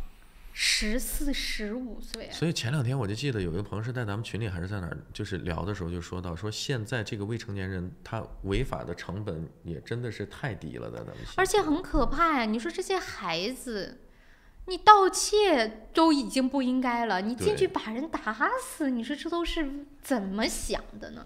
所以说，你看，在前段时间不就说针对刑法相关的一些改革，国家党是从当中就提出过一个，大家记得吗？我曾经对这件事情我有说过，我说我支持这件事儿，就是对未成年人的刑罚要提高。是，他所有的那些什么黑帮不黑帮的，我都说。It's OK， 就这件事情我是很重视的，因为他觉得自己的这种违法犯罪就我得不到什么实质性的惩罚，我犯罪反正我是未成年人，有恃无恐的这种感觉。而且你说现在的未成年人，我们经常说现在人不成熟，说到30岁可能都不成熟，但是他们不成熟是不成熟，但他们身体发育，或者是尤其在犯罪这件事情上，他们都是够早。对，也够早熟的。所以你说这些孩子，他15、14和他18、19。中间的这个差距，判刑的差距是差得非常大的。那你怎么样去断定说他的这个心理到底是不是在犯罪这件事情上已经成熟了呢？所以我始终都是的确他年轻，他可能家庭有很多的问题，我们应该呢希望的把他引导到一个正确的方向上。但你怎么引导呢？他没有成本的去犯罪，或者他觉得犯罪之后他不会受到任何惩罚，你觉得这就是一个好的引导吗？那他给别的年轻人传递的又是一个什么样的讯息呢？对不对？所以我们就是说啊，有时候如果对这个孩子太过于娇惯，或者说保护过度的话，其实对他不是一件好事，反而是害了他。所以这件事情我们就来看吧，反正现在已经上升到凶杀案了，因为毕竟对方死了呀，对不对？那但是啊，我们就说这个也很难讲，他也是在医院救治了一段时间，再加上年事也比较高，所以。哎呀，作为辩护方，就我们说这个嫌疑人的辩护方，他能找到 N 个理由，然后就开始说这些孩子家庭什么从小家暴，或者说他们没有好的引导，把他送入监狱，让他和其他的罪犯待在一起，对他们更糟糕，所以呢就不应该这种我不用律师了，就我想我都能想得出来所谓的理由，但是这个理由真的能够作为理由让他们逃脱罪行吗？那这老人。这不是很冤枉吗？对不对？对呀，本来家里待得好好的，而且是好心给你开门。所以反正这件事情也是借此就提醒大家，圣诞节快到了。圣诞节快到意味着什么？盗贼都上街了，盗贼都上街了。所以在家呢也是注意一下，不要防火防盗，对吧？真的是防盗，好好自己防着。没错。别开门了，尤其是女性啊，什么老年人啊，自己在家的。哎呀，别好心了！这段时间真的就劝大家看好自己的财产，千万注意自己的这个财产安全，包括人身安全。那因为时间的关系，我们这一节就告一段落，稍事休息，一会儿见。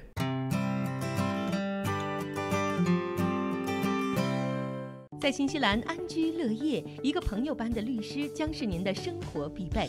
瑞启诗律师事务所为您提供24小时咨询服务，用专业的态度提供量身定做的法律服务。电话0958011083，瑞启诗律师事务所，您生活的可靠朋友。GPOS 世博商务20年软件开发经验，拥有数千家客户。GPOS 智能超市管理系统、餐饮系统、移动支付、网络销售。GPOS 世博商务带你进入商业管理的信息时代。电话6388-288，6388-288。换汇在东平，分分好汇率，款款有保障，有口皆碑，服务好，快速安全，信誉度极高。东平是助您安心就读和置业纽西兰最佳的换汇选择。电话0800-366-474或6大分店。您想到汇率高低，我们想到未来趋势。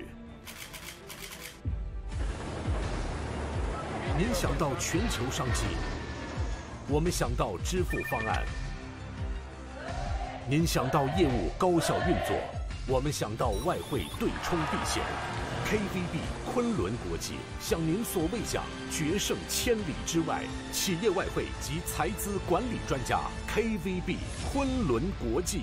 你好 ，Lisa， come look。哇，这不是天空塔旁边新建的综合大楼吗？ Yes, the view is just beautiful.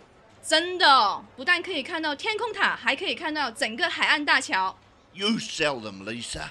来吧，如果你想拿到最新的图片、价格表、宣传册，现在就给我电话022-1948-160 022-1948-160。Go, go, go! Call Lisa quick. 安吉拉杨为您推荐5号 Kingston Avenue Monroe 1930年代的特性 bungalow，3房加学习房和独立的客厅带壁炉，宽敞的门厅，地高景美，能看到天空塔。位于方便地段 Dominion Road 旁，走路去太平购物超市、银行、中餐馆、公交车站及其他便民设施。Dominion Road 小学就在您家背后，近 Monroe 初中、高中，开放日周6日12点到12点半，请联系杨丽萍021-338-311。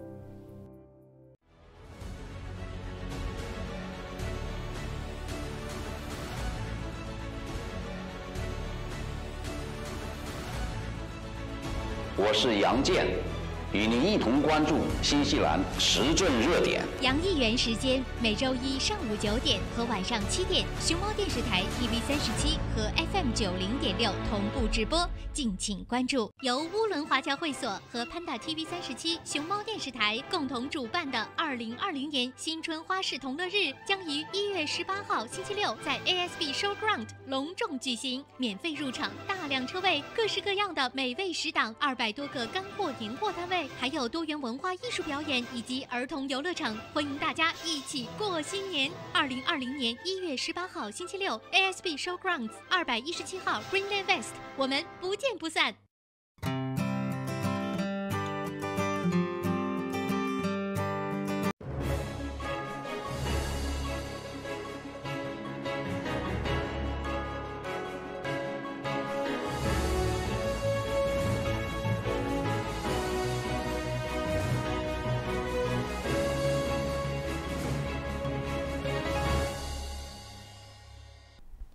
早上的8点30分，我们还是快速的来关注一下奥克兰主要高速公路上目前的路况信息。现在呢，就是整体慢的一个情况，但不至于说像前几天那种堵到完全不能走。现在看到1号高速从南往市中心，就是从 Eastmarket 一路到 Cabot Pass Road， 基本全红。是，也没黑也没黄，反正就整条慢慢悠悠的大家往前走的状态。今天倒是挺均匀，不像昨天是一节一节像彩虹一样。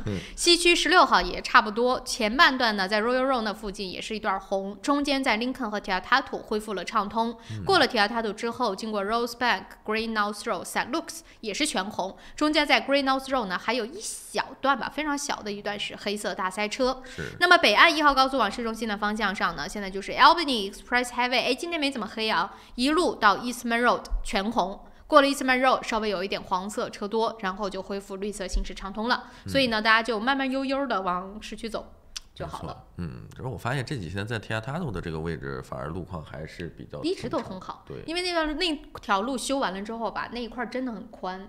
所以呢，相对来说就那段不堵，但是过了之后呢，车也多了，所以就接着又堵了啊。所以大家就稍微注意一下驾驶的安全。那当然，关注完了这个时段的路况之后，我们也来看一下财经方面的消息。股市方面呢，新西兰 NZX50 指数报11207.29点，涨86.48点；上证综合指数报2889.69点，跌13.50点；道琼斯工业指数报28164点，涨97.53点。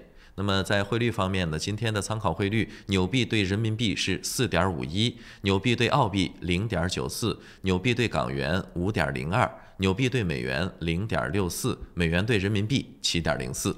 好，那继续啊，跟大家来分享新西兰方面的新闻。刚刚呢是聊到这位90岁的非常可怜的老人家，顺便着就跟大家说，北岸的那一位袭击女性的就是那个歹徒啊，这个坏人，好，就那个坏蛋，还没抓着呢，到现在还没抓着呢。10月份吧，我记得第一起叫10月份，现在已经过去差不多有将近2个月的时间了，然后连续4起，因为这个人真的是他，我就无语了，你知道吗？也算是流动作案吧。那也没流动到哪儿去啊，就在北岸那一块儿，对吗？我们理解这个东西不好抓，如果他不是现场抓到，你说想找到大海捞针的找到这个人是不怎么容易。但是这个不就是那要警方干嘛的？如果我们都能找到的人，为啥有警方呢？对不对？那还有侦探呢。咱就各个社区成立自己的治安委员会就好了。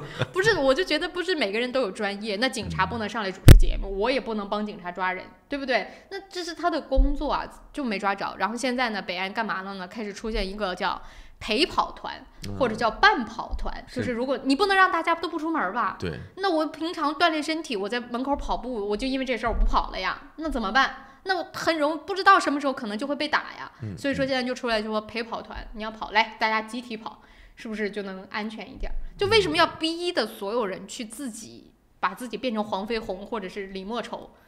那要警察叔叔干什么？这个真的是我觉得挺可怕的一件事情，对不对？因为平时我们生活的这个环境变得这种让人感觉这么担惊受怕的。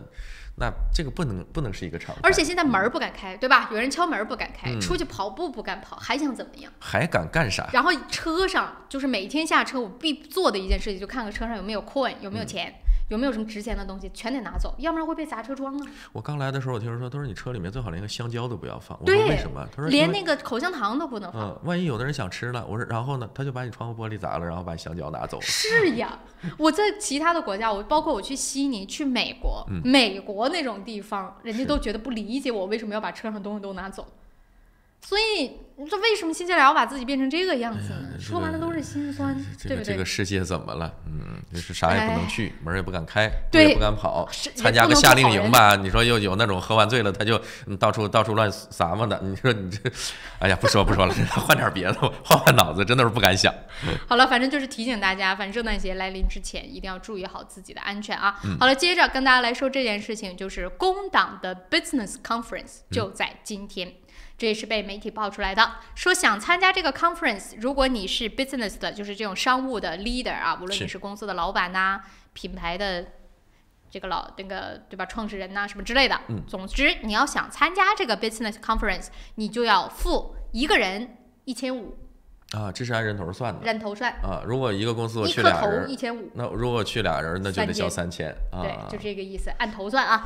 然后呢，就去了。然后据说呢，说这一场下来，工党差不多可以能够积攒到4万纽币左右的这种捐款或者叫 campaign 的经费。是，那这个活动也算是从商业性角度来说还比较成功的。然后据说呢，都会去，就很多的部长。还有总理都会去，然后一般说去参加这个 business conference 都是谁呢？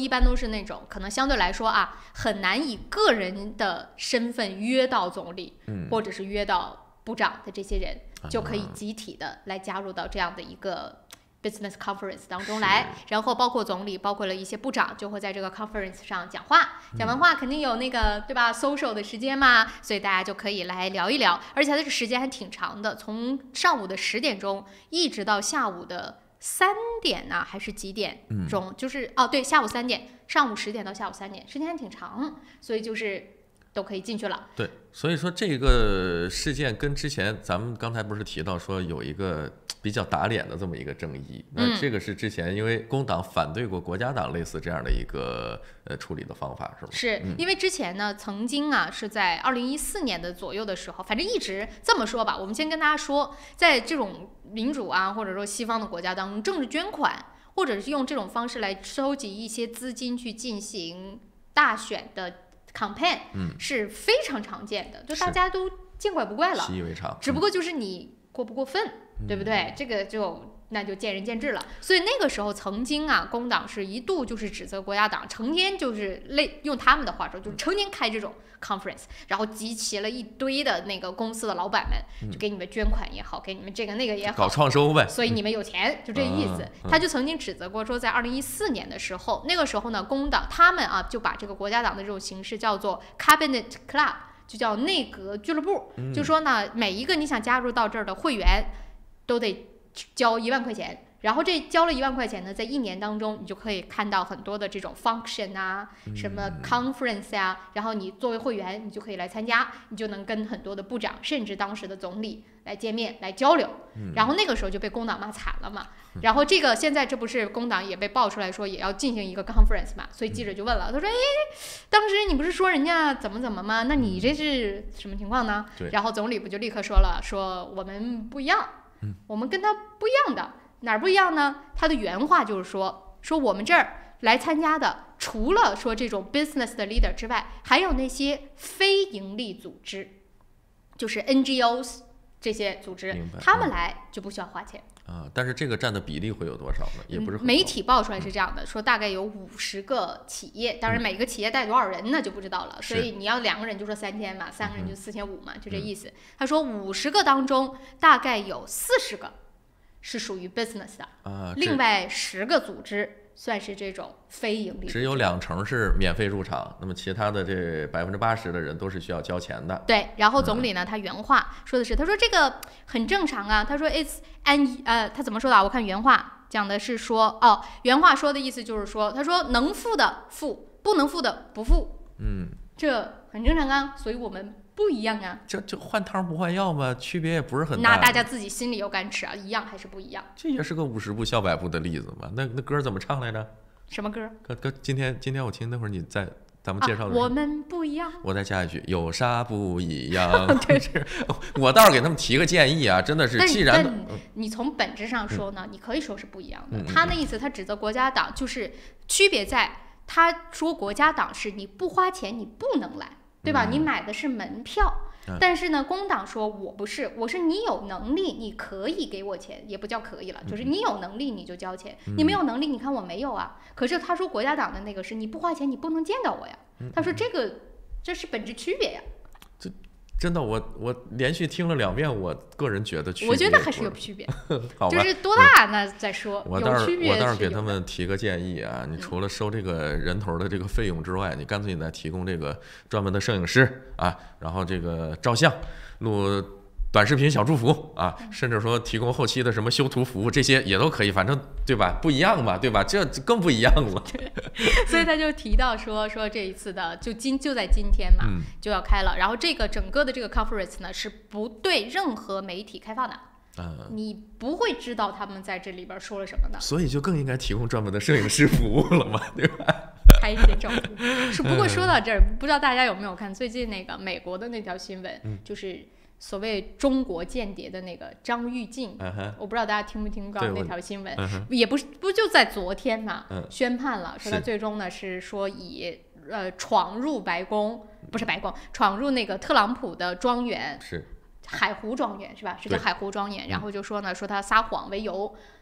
在9月份的时候就判他有罪了，然后呢，昨天是宣判了，最终呢刑期是8个月，但是他是3月份被抓的，这拘押的时间已经够刑期了，所以就直接就被遣返了。大家就说这件事情不是也挺鸡肋的吗？我不知道的朋友啊，我稍微跟大家来更新这件事儿，也挺有趣的，也是跟所谓领导人拍照什么有关系。结果拍出了个8个月的这么一个图形。对，这个是怎么回事？就是今年3月份的时候，有一个中国的女孩叫张玉静，就在呢特朗普的庄园就被抓了。是。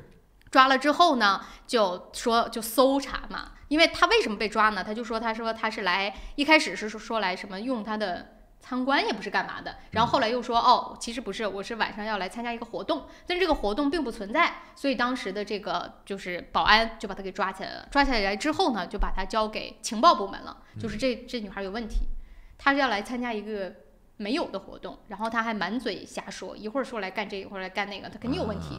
于是情报部门就开始查，在他身上又查出了几部手机，多少个 SIM card， 有 U 盘。然后当时说他是间谍的一个主要的原因，就说呢，他的那个 U 盘当中有一个会自动启动的恶意软件。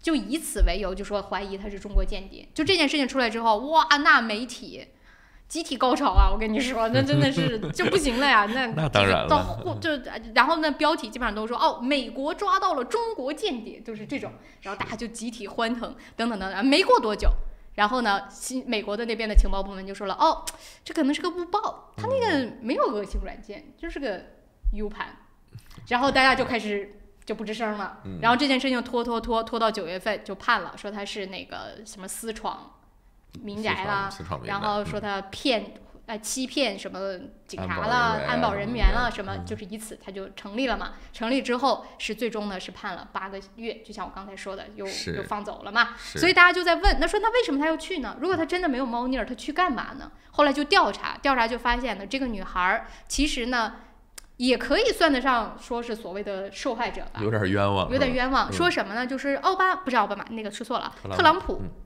他有个粉丝是美国的商人，所以他跟特朗普的家人多多少少有点关系，有点交集。然后就说呢，又说这个海湖庄园吧，特朗普的这个家这么空着也没啥用，所以他们就做了个生意，干嘛呢？就让也是类似于像这种 business 的人或者有钱人在那儿呢，就可以跟特朗普的家人，尤其是特朗普的姐姐是金融方面非常出名嘛，然后说甚至有可能还能见得到特朗普，就全世界的。包括了中国的，就大家都去给钱，然后就去海湖庄园去参观。所谓参观，主要是要见特朗普的家人嘛，拍照了什么的，就这一套。就是很多人会觉得这是一个装点门面的好机会，就这类似的。然后这个女孩张玉静呢，她就在网上花了15万人民币买下来了。结果呢，就我们说的特朗普的这个粉丝，后来就被媒体又被称作是中国间谍，还是安插在特朗普身边的中国间谍，所以这个活动就被取消了。取消完了之后，这笔钱也没有还给他，这个女孩就不知道是不是觉得那我多冤呢，这钱我也拿不回来了，必须得去看看，我就必须得去，所以就去了，去了就被抓了，就这么件事儿。所以这种事情真的你说说，哎呀，没办法说理了。但是你至于说是不是间谍这个事儿啊，对，你现在连美国的媒体也都是就不吱声了，对，所以这个私闯他人民宅，对，所以这个私闯民宅这个情况，哎呀，好在我们这个工党的活动是在公共场合举行。好了，时间关系啊，8点45分了，挺有意思的，稍作休息，马上回来。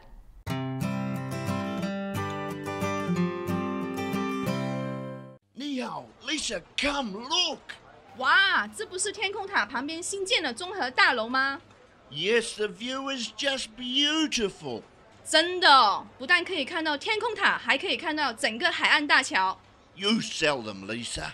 来吧，如果你想拿到最新的图片、价格表、宣传册，现在就给我电话022-1948-160，022-1948-160。Go, go, go, call Lisa quick.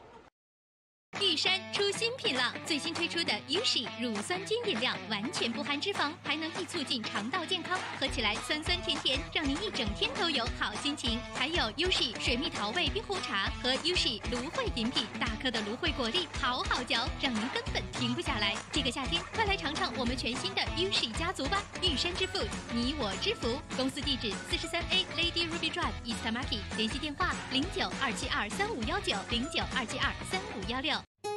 新西兰百伦移民留学23年老字号，100%免中介费申请留学，专业办理各类签证、移民申请。要留学找百伦，要移民找百伦。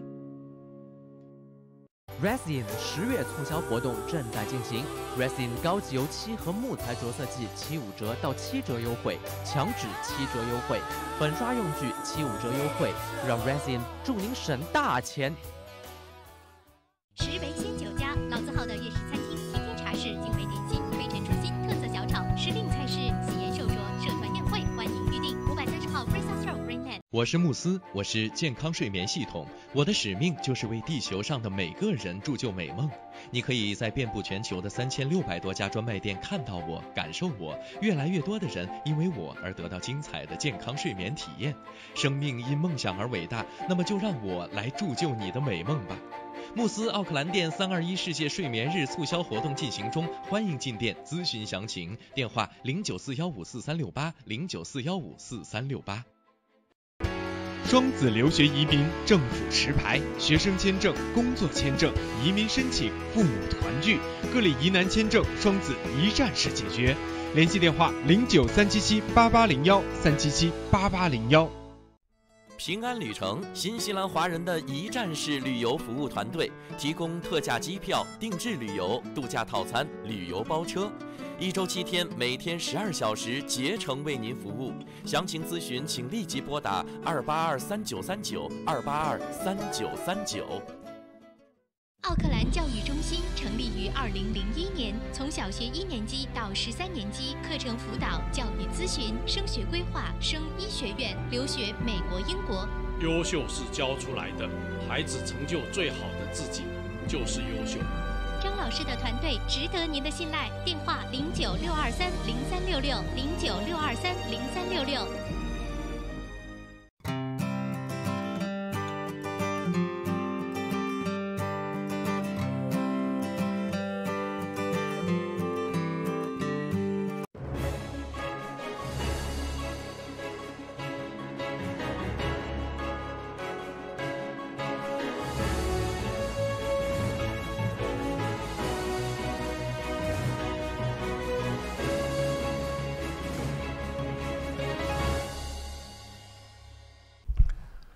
欢迎回到朝闻天下，早上的8点48分。那我们的老朋友来自玉山 KCH 的亨瑞也已经坐在了我们的直播间里面，欢迎。欢迎 Henry 啊！玉山休息站呀，我总算可以歇一歇了。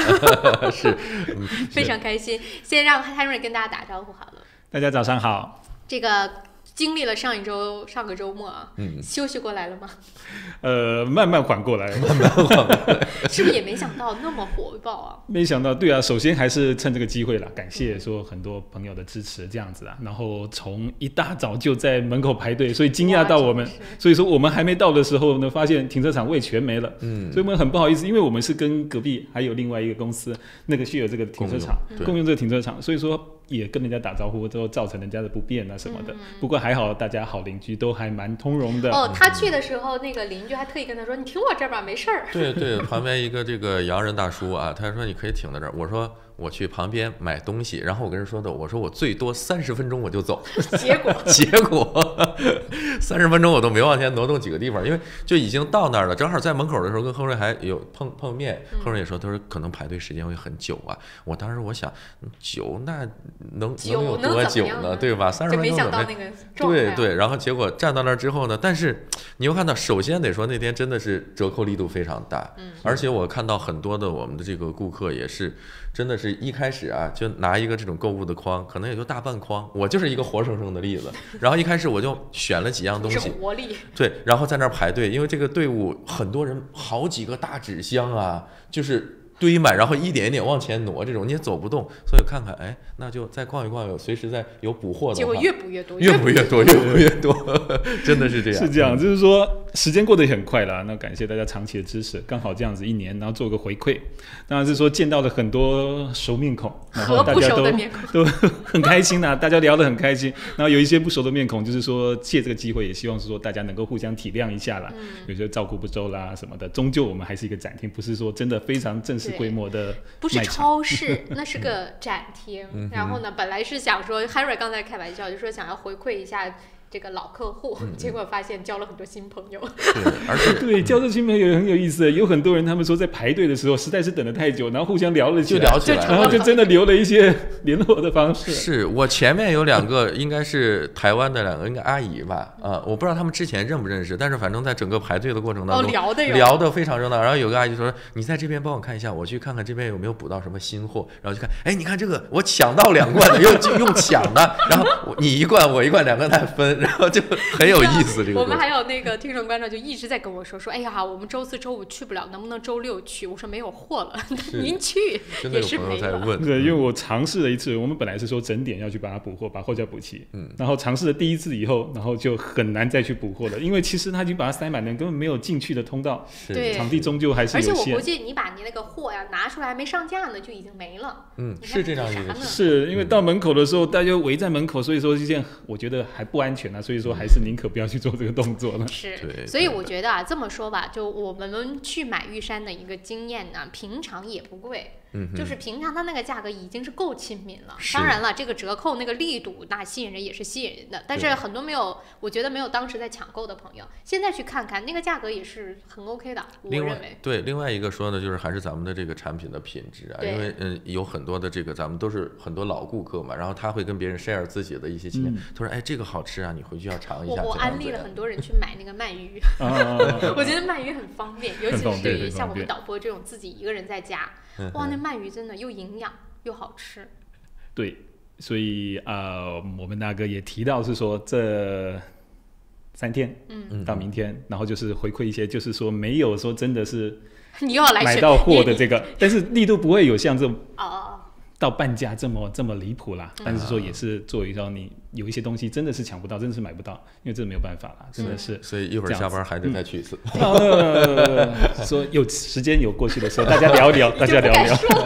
没有来，那今天来我们这个玉山休息站，给我们带来什么比较好的推荐的产品？豆浆。是，然后今天所以说带来这个新产品，然后这个香橼呢，所以说香橼今天带来它有一系列大概2-3支新产品啦，都到展厅，然后所以说在上周有到抢购的朋友也都有看到这个，然后呢今天带来一系列就是豆浆系列，就是说我们喝的我也把红牌这个豆浆我们带过来，然后之前有介绍过，然后可以比较一下，就是说它有一个原味的早安豆浆，然后还有一个是糙米麸的豆浆，另外一个是那个黑谷物的。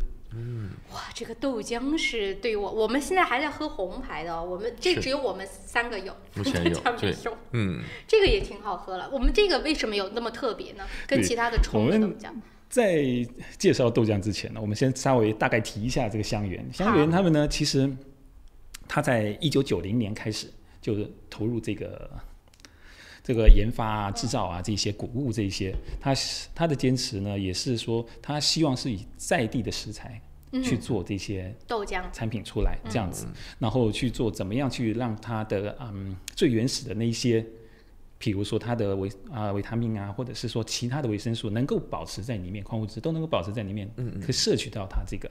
所以说他们当然是说，因为在市面上已经有蛮大的大牌子，它已经占据了这个市场，对，所以说他怎么样去做他的坚持，你又要坚持到品质的一定，然后又要去做突破，其实是一件非常困难的事情。就是你很难立足，如果你要是跟别人是一样的，对吧？那人家大牌子有多少钱去打广告，对，是不是？所以说，早在10年前的时候，我们也有去代理这个另外那个大牌子这个，然后呢，他呢那时候就有陆续跟我们接触啦，然后就是说希望能够帮他去贩售他的产品。那我们想说，其实你有什么独特的地方什么的，当时接触也不深，然后其实他们做生意，有时候做生意他们也蛮有这种精神的，他们这个坚持他也是说不会是说你去拒绝他就是说跟你断了关系，或者是说关系不好，他就持续的会跟你保持联系。如果有新产品他也会介绍给你什么的，就挺有耐心的，挺有细心的，就会引起我们的兴趣，说慢慢去关注他这样子。然后所以说他回去的时候呢，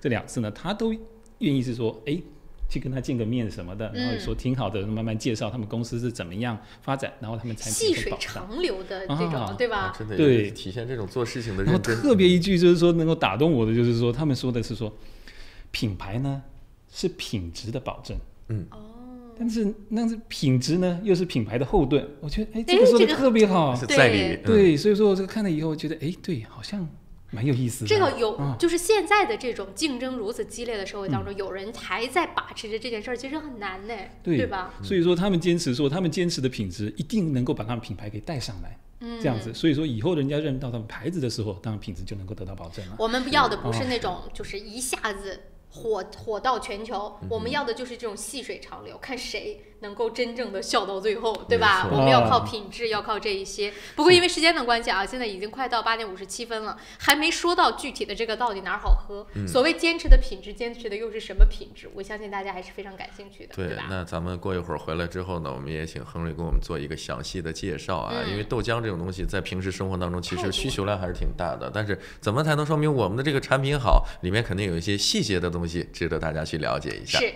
还有人说求我们安利一下那个刚才说到的鳗鱼，一会儿可以回来提2句啊。稍作休息一下，我们一段广告和整点新闻回来之后继续。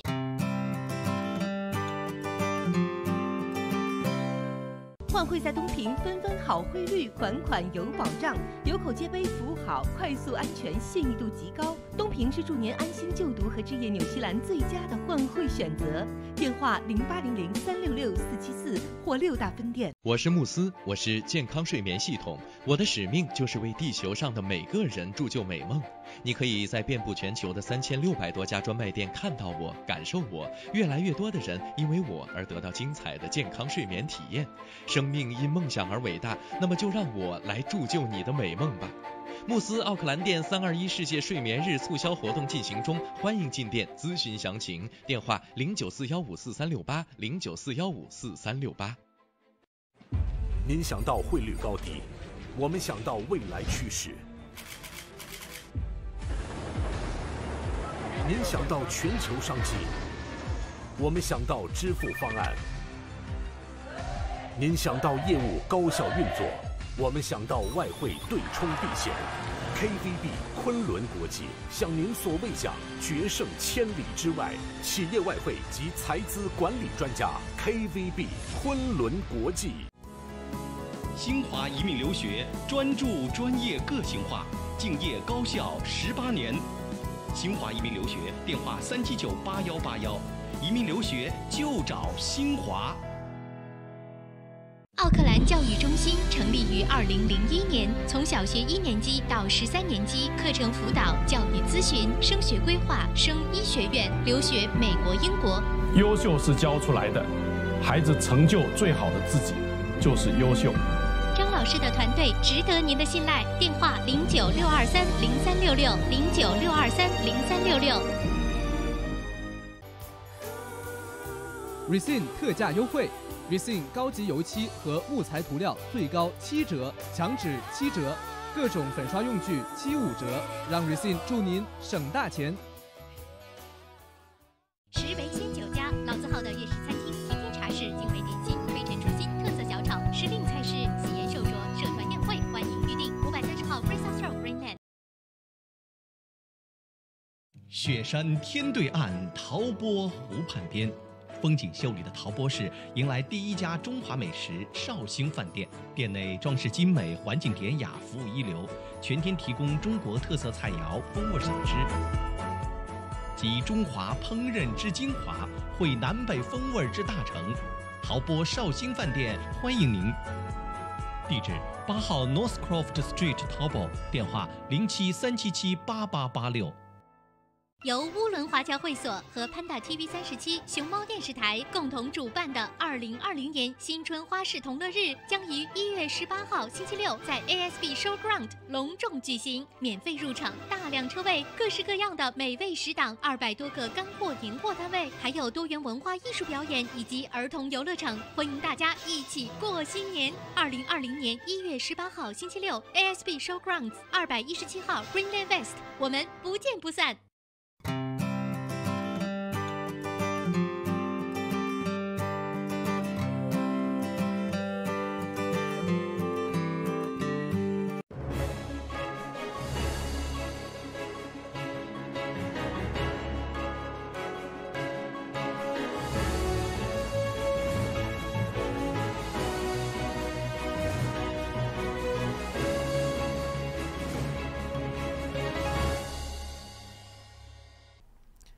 大家好，欢迎关注这一时段的整点新闻，我是志鹏。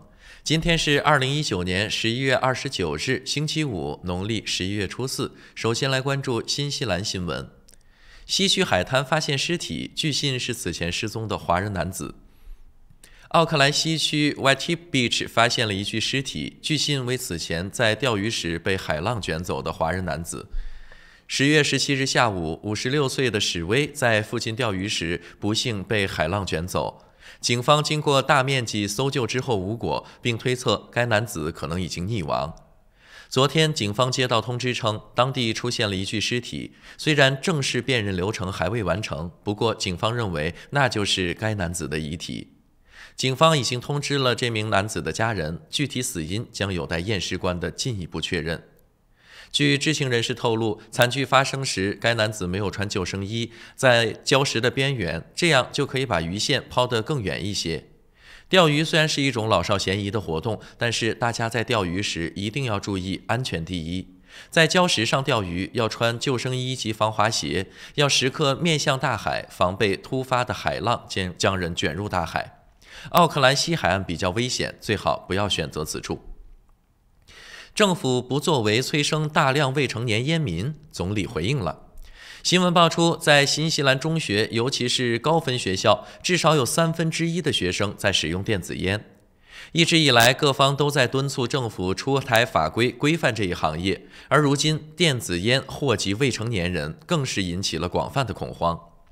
总理在辛达顿今天回应称，政府将很快公布有关电子烟的规定。设想中，电子烟新规的制定目的是让吸食传统烟草的烟民能够转而使用电子烟，因为根据报道，相比传统烟草，电子烟的危害能够减少95%，但同时新规又将使得电子烟不那么触手可及。如此一来，原本不吸烟的人也不会想要吸食电子烟。阿登表示，他不希望看到年轻人通过电子烟开始烟民生涯。政府希望将电子烟的法规，包括有关广告和口味的规定，纳入现有的烟草框架。卫生部副部长 Janice Lisa 1年前曾表示，新西兰政府将会立法限制电子烟产品在商店的展销方式，并可能禁止在酒吧、餐馆和工作场所使用电子烟。但马上2020年就要到了，该法案仍未出台。再来关注国际方面的消息，受韩国抵制日货运动影响，日本10月对韩啤酒零出口。据韩国国际广播电台报道，受韩国国内发起的拒买日货运动影响，10月日本啤酒对韩出口额为0。日本财务省28日发布的10月贸易统计资料显示，10月日本啤酒对韩出口额为0。2018年同期，日本向韩国出口8亿日元的啤酒，而2019年9月则降至58.8万日元，同比减少99.9%。日媒表示，日本产品对韩出口持续减少的原因是韩国发起拒买日货运动。日本政府7月开始对韩国实行限制出口措施，8月初以安全保障为由，把韩国从白名单国家中剔除，8月28日0时正式生效。作为回应，韩国8月12日决定把日方排除出韩方的贸易白色清单，8月22日又宣布不再与日方续签军事情报保护协定。另一方面，韩国民众从7月起开始自发进行抵制日货运动，抵制情绪十分高涨。以上就是这一时段整点新闻的全部内容，是由志鹏为您编辑和播报的，感谢您的收看与收听。以上整点新闻由春丝面条赞助播出，春丝面条丝丝真情，中国挂面知名品牌。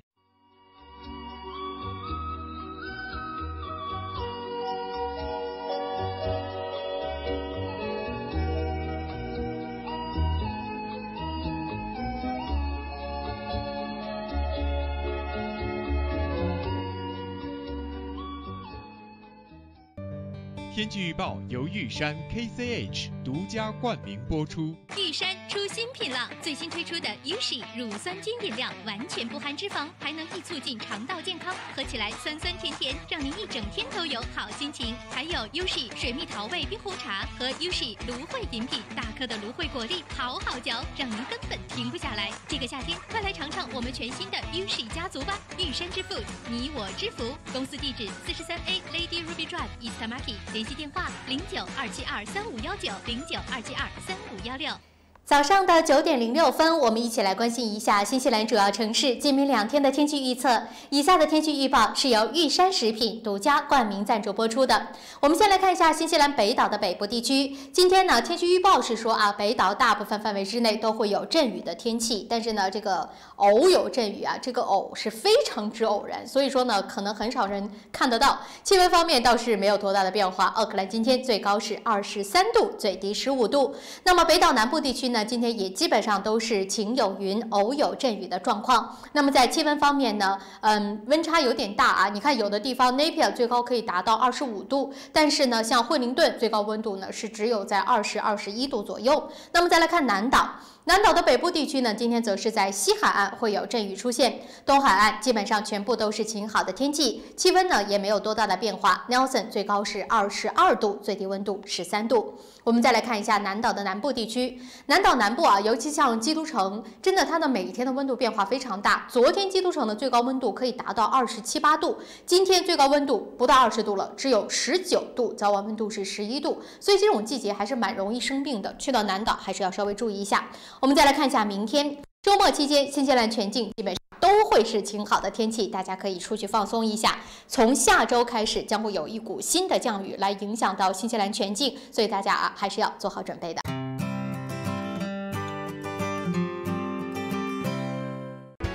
双子留学移民政府持牌，学生签证、工作签证、移民申请、父母团聚，各类疑难签证，双子一站式解决。联系电话0937788013778801。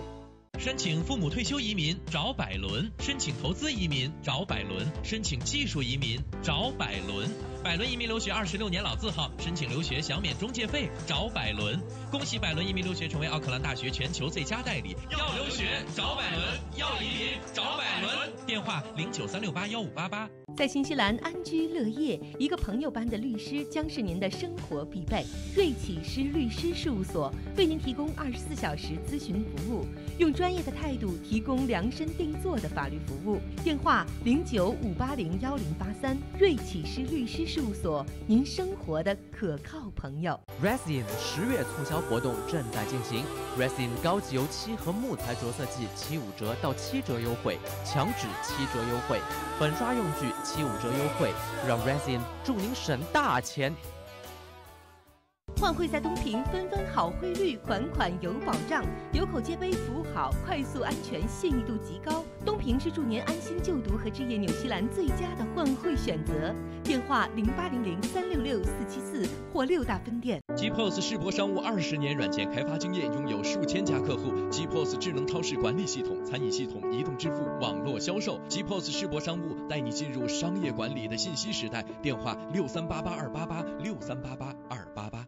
来自柬埔寨传统优质稻米产区的龙凤牌上等特级茉莉香米，2019年新米全面上市了。龙凤牌茉莉香米100%的茉莉香米，晶莹剔透，清香软滑，价格适中，深受广大消费者喜爱。龙凤牌上等特级茉莉香米，餐馆酒楼消费者的最佳选择。买大米请认准龙凤牌，新西兰总代理林氏兄弟出入口有限公司。周一聊天室带您尽览天下大事，新闻事件深度解析，全球消息尽在掌握。一起相约周一聊天室。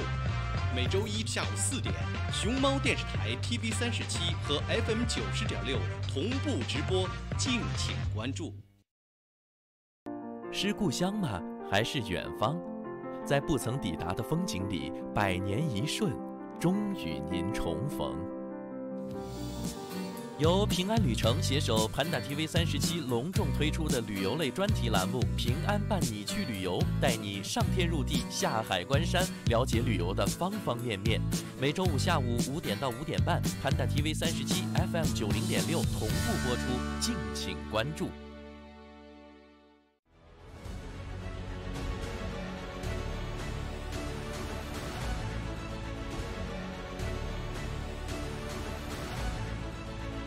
我是杨健，与您一同关注新西兰时政热点。杨议员时间每周一上午9点和晚上7点，熊猫电视台 TV37和 FM 90.6同步直播，敬请关注。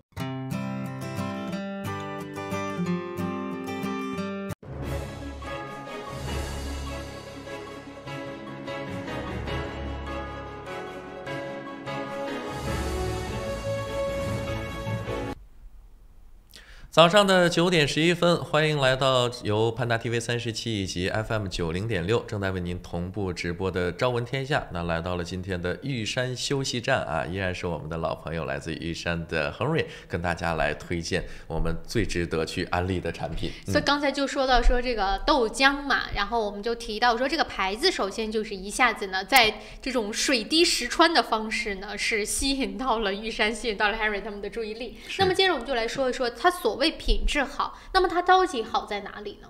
这样子，我们说这个三个口味，当然说它每一个人喜欢的不同啦。最基本的就是当然就是说我们的原味豆浆，然后它在不同的地方是说，第一我们说它的坚持，可是坚持都是说你口头上说的，你怎么知道它的生产方式，它的怎么样，到底是不是你说的那个样子？第一呢，在它的包装上。它能够把这一些很多很清晰的东西全部印出来，就像我们讲的是说所有的验证这些 certificate 这些都拿出来给你看，它能够拿到这一些有清真要有这些，然后它还拿到这些有机认证的证书这样子，然后再来呢，我说挑选的时候，我们一直很坚持一点，千万要去挑选非机改的，对，不要去挑选那些。然后他在背面呢很用心，非常用心，非常用心的把它的特点都写出来，你不用自己去 Google， 他都把特点写出来给你看。然后呢，它的胚芽糙米它有什么好处，它有什么帮你列出来。最重要一点啊，我说最重要一点呢，这个每一个包装后面都有，就是冲泡的时候，因为它非常的浓稠，终究谷物的东西搅拌出来绝对是浓稠的，就跟比如说芝麻糊啊那些，你的冲泡方式，你要让它是说不去结块，其实是非常难的。所以他把那个这个小方法，冲泡方法也告诉你，所以它有一个小小的秘诀，就是说先要放，不是说整杯你就冲水下去就解决了，先冲了大概70cc 的水，那去做搅拌，先少搅拌了以后再去加水进去，然后再去依照你各种不同的方式去做调整，这样子。所以这个其实是非常适合早餐的，比如说你早上不要喝咖啡的时候，你就可以直接带一包，或者你就把这一袋放在公司，随时拿出来冲就可以了。是，那说我们说这个早安豆浆呢，我们这一次有进的就是说整包的这个500克的就是豆浆粉，如果是说你常常冲泡的人，你可以放在罐子里，然后方便什么的。但是说有些就是我们说上班族啊或是什么，就是小独立包装的，嗯、就挺方便的这样子。是，另外那个是什么的？那个是黑谷物的，黑谷物的。黑谷物的说，当然是说，其实我们说它有什么好处，其实常常大家也都知道了，大家都听说了。所以说你是依照个人的喜爱，你去挑选，是说你喜欢哪一个口味的，去做变化。这样子，那你也不用是说我可以是说我今天喝这个，明天喝试试看，挺好的，我觉得。它这一包里面有多少包啊？小包15个包装，其实挺好用的啊。就你今天喝个咖啡，明天喝个豆浆，豆浆其实还是对身体好。豆浆对我们华人来说，其实还是占了蛮大的比例啦。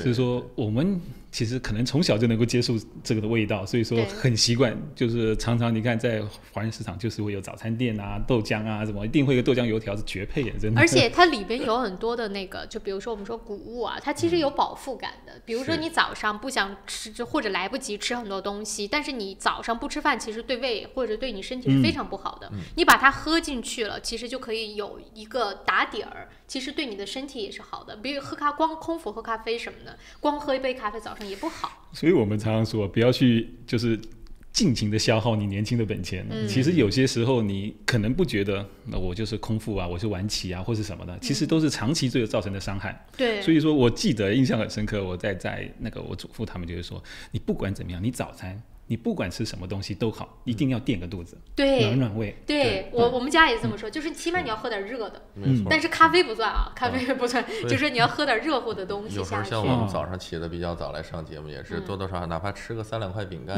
或者喝一点这个温热的东西。哦，这个东西好适合像我们这种早上起来就喝了就好了。对啊，你早上喝一下，或是说中间休息的时间的时候，然后喝一下，我觉得挺好的。现在它除了就我们拿来这3款，是不是也有其他的口味的东西可以去？对，所以说香园呢，他们制造出非常多，所以说我们说这个豆浆以外，豆浆系列，然后还有茶饮系列，它茶饮系列也是非常讲究啦。然后下一次的节目我会把它带过来，这样子。那我下次再看。最近也常喝的就是那个牛蒡茶啊，牛蒡茶，对，它能够真的是比较。牛蒡怎么讲呢？也是一种长长的，有点像山药的那种外形。植物。对，它其实就是它茶棒配上黑豆呢，它让你比较有精气神比较足。对，它这样子提神的作用。哦，是这样的。是。哇，很有趣啊。又解渴啊，挺好的。对，补充体力精力的这种作用。是，所以一会儿呢，我们会在节目当中会把这个豆浆送给大家2包。我还在想，刚才 Henry 说呢，说让我们也留1包给工作人员们分一分，大家可以喝一喝。另外2包送给大家，你说我们选哪一个 ？Henry 给我们选。送哪2个？好难的问题吧，因为我也选不出来。很难的问题了。但是如果是说，比如说我们去挑选食材的时候啦，我们第一个一定是选那个最基本的味道，原味。那我把基本的送给大家，然后再你去尝试挑一个。你觉得是说原味它能够做出来，你能够接受的味道，其他就不会差到哪里去。对，这样我们就送给大家一个原味的，一个谷物的，然后另外那个呢，我们一会儿再想想看是送哪里，我们自己也尝尝，尝完之后可以给大家来反馈一下嘛，到底味道如何。好了，还剩下大概2-3分钟的时间，刚才 Henry 也说了，除了这款产品现在到货了，大家可以去买之外，是不是我们说这个周末如果大家想要去，还是有一些折扣的，可以去看一看。所以这个，因为我们花在3天呢，都在慢慢的把架子补齐，这样子，所以这个从昨天、今天跟明天，然后我们还是一样会有这个8折的优惠啦，这样子。然后就是说，没有买到一些你想要买的产品的朋友，能够再去挑选一下。终究过年前你把这些囤好，对，这样子。我们过年的时候什么时候放假？我们会从圣诞节，然后放到1月2号、3号。哦，那还好，就是基本上2个春节之前还有机会，对，是春节之前还有机会呢，继续去补货。是，其实但是我们必须提醒，就是说，并不是所有的货都有了啦，终究年底我们不会进大量的货进来的，是，所以说有一些产品不是说我们不愿意把它上架，它真的就是没有卖空了。对，再加上最近真的是这个，我们说就是抢购吧，也不过分，就是大家把很多的这个存货都已经，因为我们现在有朋友在艾特我说让我们聊所以我才留了1分钟，要聊一下他的那个鳗鱼，现在还有没有得买啊？能不能买得到？就是少量了。少量冰箱还会有少量的存货，这样子就是说我们会每周会去进一些这样进来。但那个鳗鱼是真的特别方便，而关键问题是就是我吃过，我只买到过1次，我去了很多次都已经卖完了，就我只买到过1次。那个鳗鱼它好就好在1是方便，2你是根本吃不出来它是就是不是现做的。就不是你在餐厅就是他献给你，这就完完全全是那个味道。而且像比如说单身自己在家的，你晚上懒得做饭，你只要做一锅米饭就可以了，然后就把它铺在上面结束。哇！然后看着像那个外边卖的那个一样，味道也特别好。你是不是也应该吃那个？是没错，因为它特别方便。哦，对，我们还得提一句，所以我们在画面上，如果朋友看到的时候，在我们那个新改版的那个芦荟。哦，对对对。这个周末就会进港，然后呢，下周就能够拿到了。是，所以我们就提倡叫加量不加价。好的，是这个那个水蜜桃的可能还要等。水蜜桃可能我们明年才会推出的，这样子。现在那个 Ushi 的，就是我们说那个乳酸菌那个，在很多超市都能买得到了，对，而且价格那是真叫一个亲民，价格很亲民。所以想买的朋友，那个是到哪儿都能买得到。芦荟我们来期待一把，下周可能我们就能看得到啊，不是下周。下周大家去店里就能够看到，对，我们下周应该就可以看到，是，好不好？真的太好了，时间关系啊，已经到了9点20分了。今天也是再次感谢 Henry 来到节目当中，大家不要忘了可以去玉山看一看，地址是43A Lady Ruby Drive， 我是比我家记得都熟，43A Lady Ruby Drive 啊，所以我们就下周再跟 Henry 接着聊喽。谢谢。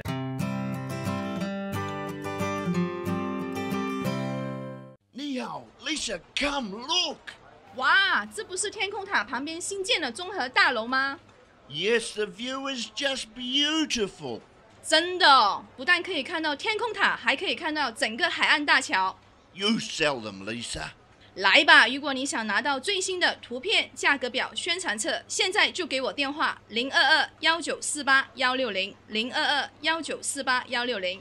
Go, go, go, call Lisa quick。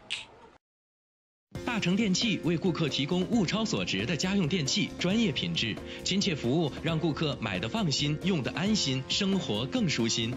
欢迎莅临我们奥克兰东区展厅，092173888，2173888。在 Snowberry， 我们正在新西兰创造真正有效的天然护肤品，并已通过黄金标准临床试验证明了这一点。Snowberry 让自然与科学完美融合。富家安橱柜专业打造厨房、卫浴、衣柜产品，设计精美、实用、大方。富家安橱柜用心守护您在家的每一个角落。电话092652969，2652969。石围鲜酒家，老字号的粤式餐厅，天天茶室，精美点心，非常出新，特色小炒，时令菜式，喜宴寿桌，社团宴会，欢迎预订。530号 Fraser Road Greenland。Resin 10月促销活动正在进行 ，Resin 高级油漆和木材着色剂75折到7折优惠，墙纸7折优惠，粉刷用具75折优惠，让 Resin 助您省大钱。立冬换汇，诚信、安全、可靠、保密，加上专业的理财经验，欢迎来电5228698，5228698，门前有大量停车位，地址1号 Kenneth Street Newmarket。GPOS 世博商务20年软件开发经验，拥有数千家客户。GPOS 智能超市管理系统、餐饮系统、移动支付、网络销售。GPOS 世博商务带你进入商业管理的信息时代。电话6388-288，6388-288。奥克兰教育中心成立于2001年，从小学1年级到13年级，课程辅导、教育咨询、升学规划、升医学院、留学美国、英国。优秀是教出来的，孩子成就最好的自己就是优秀。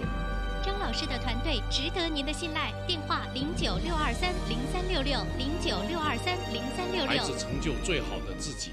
由乌伦华侨会所和潘达 TV37、熊猫电视台共同主办的2020年新春花市同乐日将于1月18号星期六在 ASB Showground 隆重举行，免费入场，大量车位，各式各样的美味食档，200多个干货年货摊位，还有多元文化艺术表演以及儿童游乐场，欢迎大家一起过新年。2020年1月18号星期六 ASB Showgrounds 217号 Greenland West， 我们不见不散。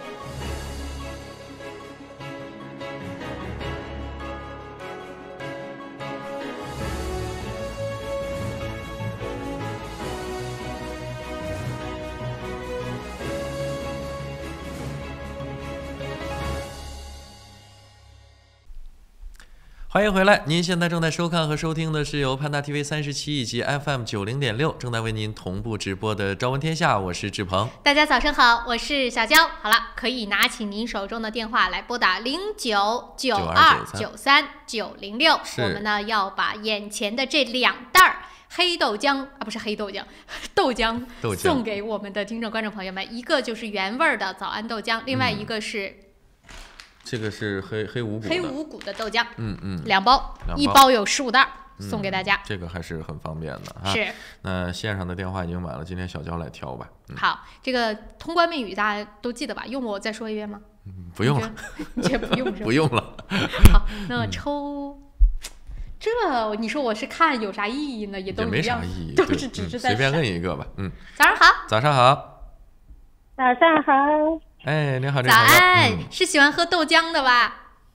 是的，喜欢喝豆浆。来，这样子啊，那个您知道我们的通关密语吗？拿到玉山的好礼品。衣衫之父的离我之福。你看是不是？我就说不用重复嘛，对不对？大家都很熟。那请问一下，您贵姓？我们稍微记录一下。姓朱。抱歉。姓朱是吗？对。好的。朱女士，好的。那您电话后4位再跟我们说一下。我来想一下啊。没事，不急。3331，对不对？好的，我们已经记下来了。好，恭喜您，朱女士可以来我们电台拿了，好吗？什么时候去？好，祝您生活愉快，谢谢，拜拜。好，我们说他最后说什么？我没有特别听清楚。他好像说的再见吧。好是好，那个地址啊，也说一下我们的地址，可能玉山的地址比我们的地址记得熟。我们的地址是194号 Marua Road Mount Wellington， 194号 Marua Road Mount Wellington。这2包豆浆呢，一会儿就送给这一位幸运的听众观众啊。是。那剩下的朋友就可以直接去玉山看43A Lady Ruby Drive， 都比我家的地址背得熟，是吧？好吧。工作为家。这个环节我们已经结束了哈，今天也是由玉山提供的非常好的这个豆浆的产品哈。接下来我们还是跟大家继续梳理新闻方面的内容。好，这样子，我们这一节呢，因为时间有限啊，这一节只剩下3分钟不到的时间，我们还是快速的把今天早上讲到的和没有讲到的新闻再跟大家来稍微过一下。然后接下来呢，到9点半之后继续跟大家来带来具体的新闻内容啊。没问题。那今天我们跟大家主要关注的几个话题，首先呢就是关于工党性侵丑闻案。那么这个事件是发生在去年的2月份左右。那近日呢，这个案件终于是宣判了，21岁的当事人是被宣布无罪，然后当庭释放。那当然了，后来在这个宣判之后呢，大家的讨论的焦点也就转变成了到底该不该去把这个男子的姓名做一个公开，让更多的人知道啊，他有这样的一个情况出现。虽然不能说是一个犯罪的这个犯罪历史，但是呢，有过这样的一个不太光彩的记录。对。然后大家就在讲嘛，就说这件事情整个的事件，无论他有罪没罪，对于现在工党的影响还是非常不好看的。毕竟就算是他无罪，那法官也说了，就是喝醉酒之后的一些不当行为，那你也不是一个光彩的事儿嘛。所以现在总理也说了，说他会自己会亲自见这个男子。但是还是说他在宣判不宣判、有罪无罪这件事情上，他不好做任何的评价。但是他也说了，我们要去确保类似的这种活动不要再让这种负面的新闻出现。那我们如何保证这些感兴趣，尤其是对工党感兴趣的年轻人能够没有任何的后顾之忧的来加入到我们当中？这是政府要去观看或者是比较注重的点。所以这件事情啊，我们也来继续来关注好了。那么在上一节当中呢，也主要跟大家来聊到了关于工党今天要召开的 Business Conference。这个 Business Conference 呢，收钱1500一个人，论人头。对。但是我们总理说了，这跟之前他们诟病国家党的这种行为不一样，主要的原因就在于他们的这个活动会邀请很多的非营利组织，不需要交钱的就可以加入到这个活动当中来。所以他说的根本区别就是，国家党的那个纯属于你必须要付门票才能进门，但我这个是你有能力你就交钱，没有能力不交钱。所以在本质上不同。而且这种非营利组织是不是其中有一些，比如说做公益啊、慈善呀，类似这样的？对的，对的，说的就是他们嘛。对。然后今天有一个朋友啊，刚才早些的时候，他对这个新闻就发表了，他说这个活动其实也挺好的呀，应该会很成功的吧？你看80%的人是做企业的，对吧？然后进来，然后20%的人是做慈善的，正好是过来看看，老板感不感兴趣，给我们捐点块呀，对吧？所以弄了半天，工党传了个局，是吧？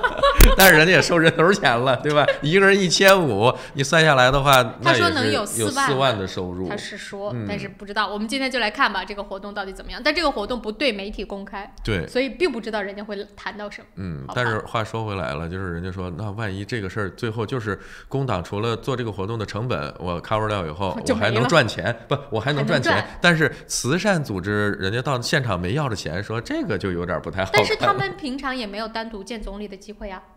对不对？这倒也是了。好了，那时间关系啊，我们就准备要稍作休息了。回来之后会跟大家来聊到的，就是上一季政府的部长开支也公布了。那么开支最高的当然就是我们的总理，这并不意外。但是呢，整个的这个开支却是给反对党的党魁 Simon Bridges 之前的一部分的开支被诟病的开支做了个解释。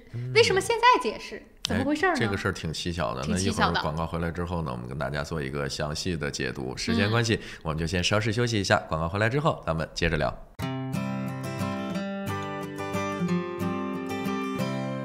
我是慕斯，我是健康睡眠系统，我的使命就是为地球上的每个人铸就美梦。你可以在遍布全球的3600多家专卖店看到我，感受我。越来越多的人因为我而得到精彩的健康睡眠体验。生命因梦想而伟大，那么就让我来铸就你的美梦吧。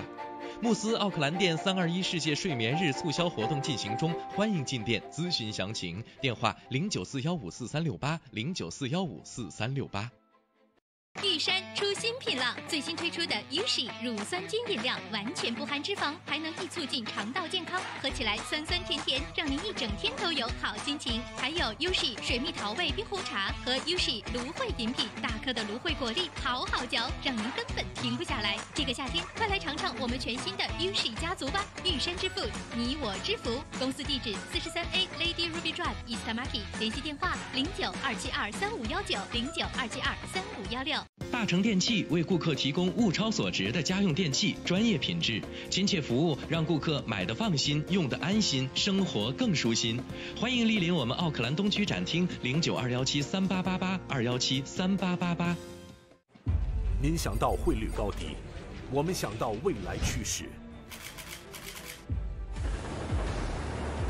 您想到全球商机，我们想到支付方案。您想到业务高效运作，我们想到外汇对冲避险。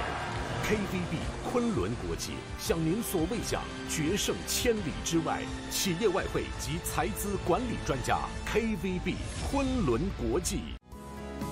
新华移民留学专注专业个性化，敬业高效18年。新华移民留学电话3798181，移民留学就找新华。周一聊天室带您尽览天下大事，新闻事件深度解析，全球消息尽在掌握。一起相约周一聊天室。每周一下午4点，熊猫电视台 TV37和 FM 90.6同步直播，敬请关注。是故乡吗？还是远方？在不曾抵达的风景里，百年一瞬，终与您重逢。由平安旅程携手盘打 TV37隆重推出的旅游类专题栏目《平安伴你去旅游》，带你上天入地，下海观山，了解旅游的方方面面。每周五下午5点到5点半，盘打 TV37 FM 90.6同步播出，敬请关注。食为鲜酒家，老字号的粤式餐厅，天天茶室，精美点心，推陈出新，特色小炒，时令菜式，喜宴寿桌，社团宴会，欢迎预订。530号 Princess Road Rainman。这里有新闻资讯和您最关注的时事热点，这里有家长里短和您身边的人生百态。新闻不止一面，生活所以精彩。朝闻天下，新视野，新感觉。朝闻天下 On Air。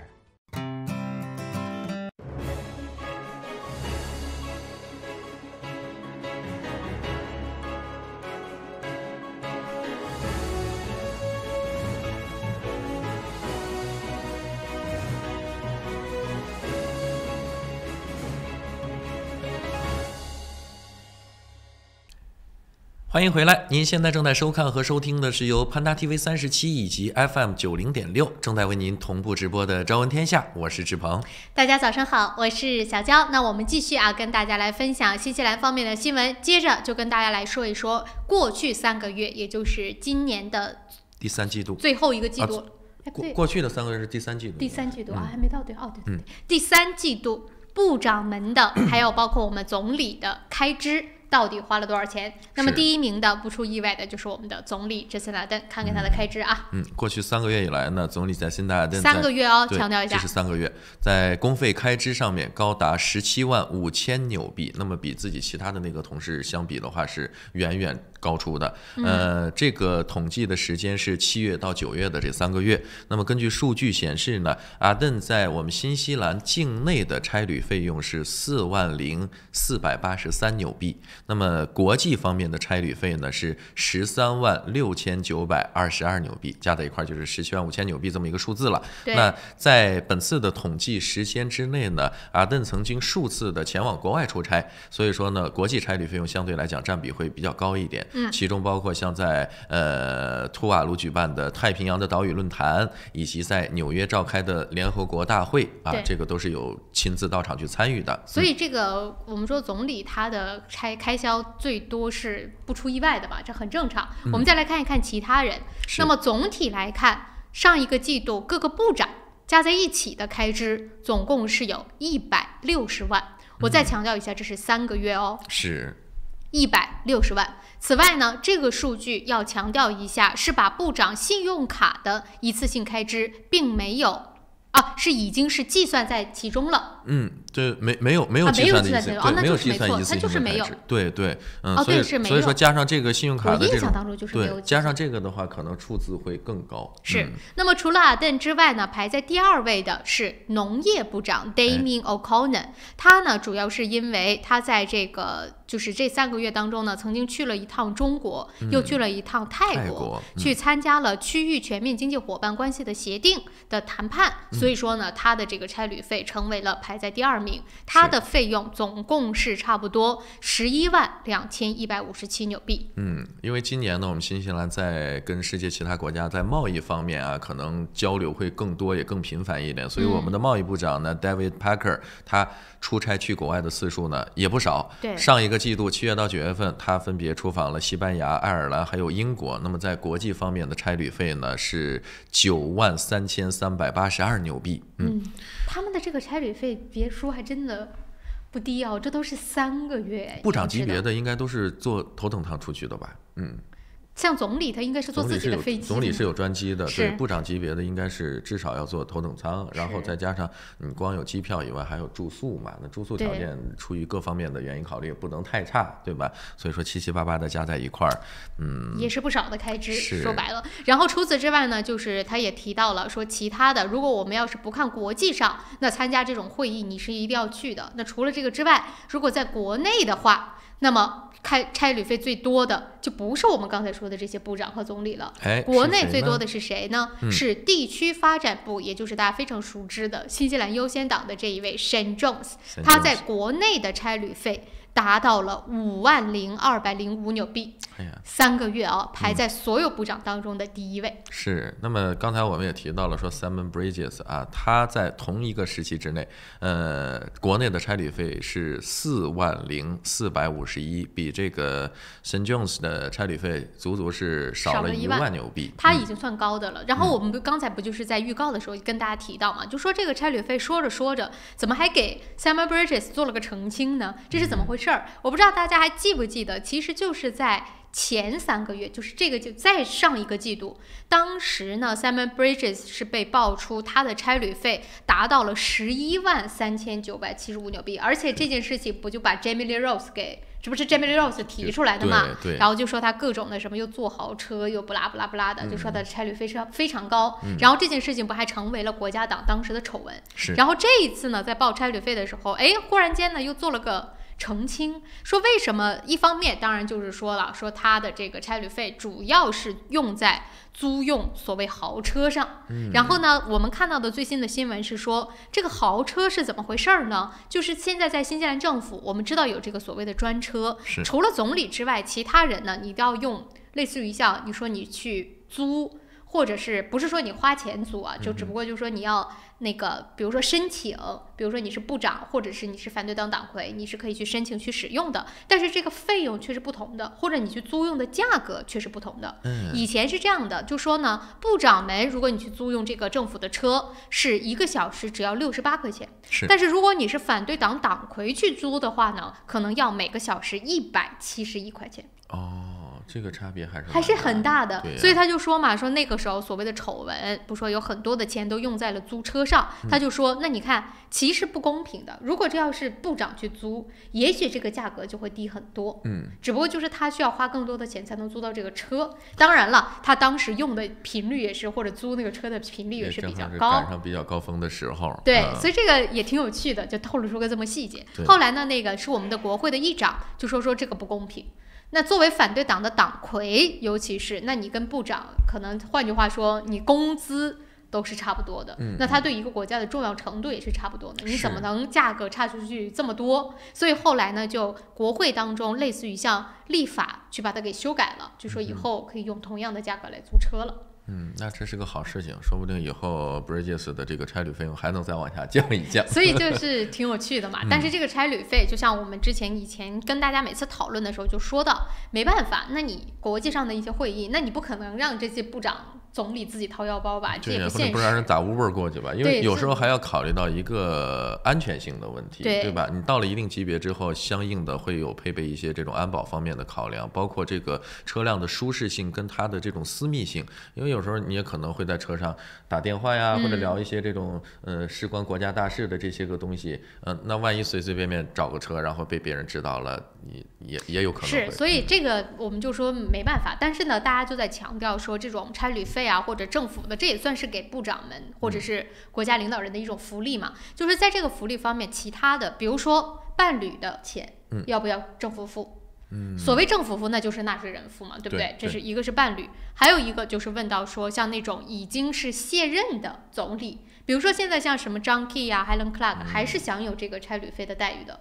那么如果是不做总理，就是卸任的总理以及现任的这些部长们的家属，到底应不应该由政府支付？这是大家一直每一次一说到差旅费就把这件事情提出来。再说一次，大家都在诟病的点。我觉得这个倒是也好界定吧，比如说真是出席一些相关的跟这个政务方面有关的，不管说你在任还是现任，那这个你既然办的是公事，那从这个政府方面来出钱也是 OK 的。但是如果你用这个拨给你的经费啊，或者说给你的这个便利条件，你去做自己私人的事情，但这个东西很难讲。你说，比如说他是以前总理的身份，但是他做的事情又是跟他现在的有关的，那你说这算谁的呢？那这倒也是，对吧？你这个很难去真的界定它。是，或者说我出席的是一个私人的活动，但是我实际上为了跟他们谈一个跟现任的，就比如说这个执政党之间的一个什么合作呀，对呀，那也是不好说，是吧？很难说。还有，其实伴侣也是，政府一直都在解释说这个如果活动，比如说是。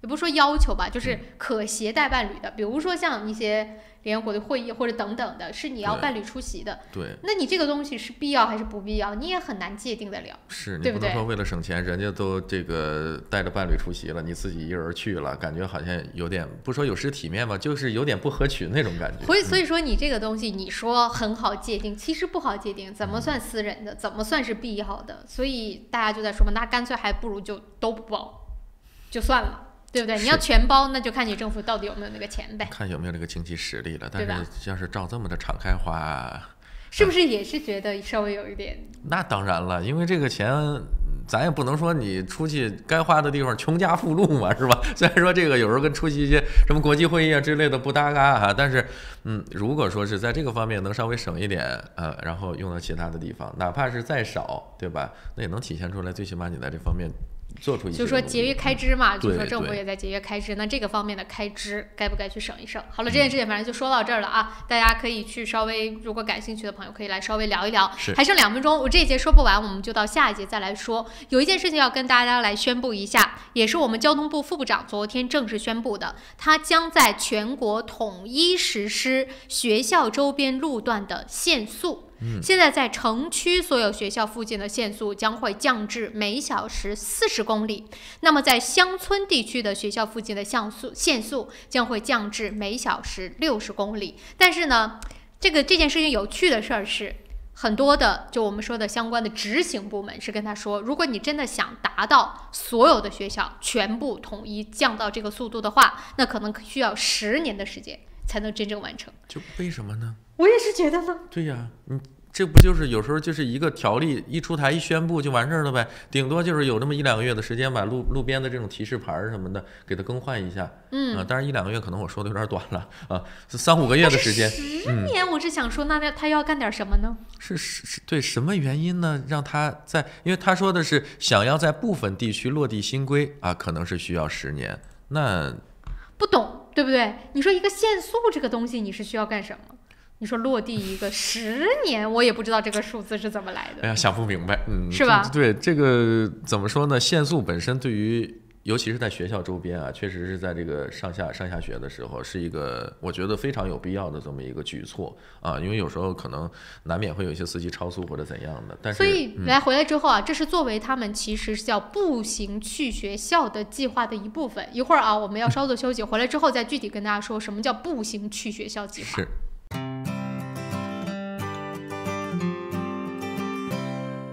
Able Music 专业钢琴及器乐学校，12年老字号，分校遍布 CD 皇后街、Epson、Botany、Henderson、北岸、Mount Albert， 1对1授课、集体课，强大师资，各种乐器，比赛考级，免费乐理课，电话444-6888。在 Snowberry， 我们正在新西兰创造真正有效的天然护肤品，并已通过黄金标准临床试验证明了这一点。Snowberry 让自然与科学完美融合。奥克兰教育中心成立于2001年，从小学1年级到13年级，课程辅导、教育咨询、升学规划、升医学院、留学美国、英国。优秀是教出来的，孩子成就最好的自己就是优秀。张老师的团队值得您的信赖，电话0962303366，0962303366。你好 ，Lisa, come look. 哇，这不是天空塔旁边新建的综合大楼吗？ Yes, the view is just beautiful. 真的，不但可以看到天空塔，还可以看到整个海岸大桥。You sell them, Lisa. 来吧，如果你想拿到最新的图片、价格表、宣传册，现在就给我电话022-1948-160，022-1948-160。Go, go, go, call Lisa quick. 大成电器为顾客提供物超所值的家用电器，专业品质、亲切服务，让顾客买得放心，用得安心，生活更舒心。欢迎莅临我们奥克兰东区展厅，092173888，2173888。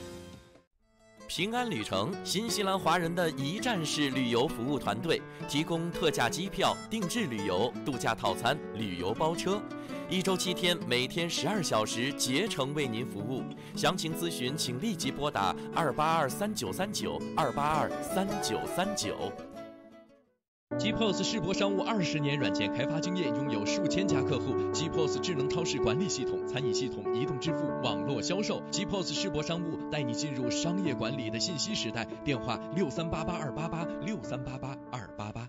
这里是新西兰，传说中的长白云之乡，神秘的中土世界，更是当仁不让的人间天堂。这里妥妥成为了旅游达人的打卡圣地，因为天生丽质那是不用说了，后天的努力保护更是不能少啊！面对严峻的生态考验，我们一起在行动。新西兰环保部联手潘大 TV37，共同打造自然生态探秘节目《绿野新踪之 Doc 自然说》，带您深入森林，探索海洋，寻访珍奇，遇见更精彩的新西兰。还等什么？准备好行囊，和我们一起出发喽！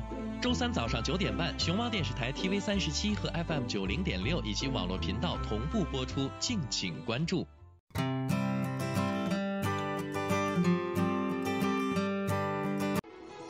这里有新闻资讯和您最关注的时事热点，这里有家长里短和您身边的人生百态。新闻不止一面，生活所以精彩。朝闻天下，新视野，新感觉。朝闻天下 On Air。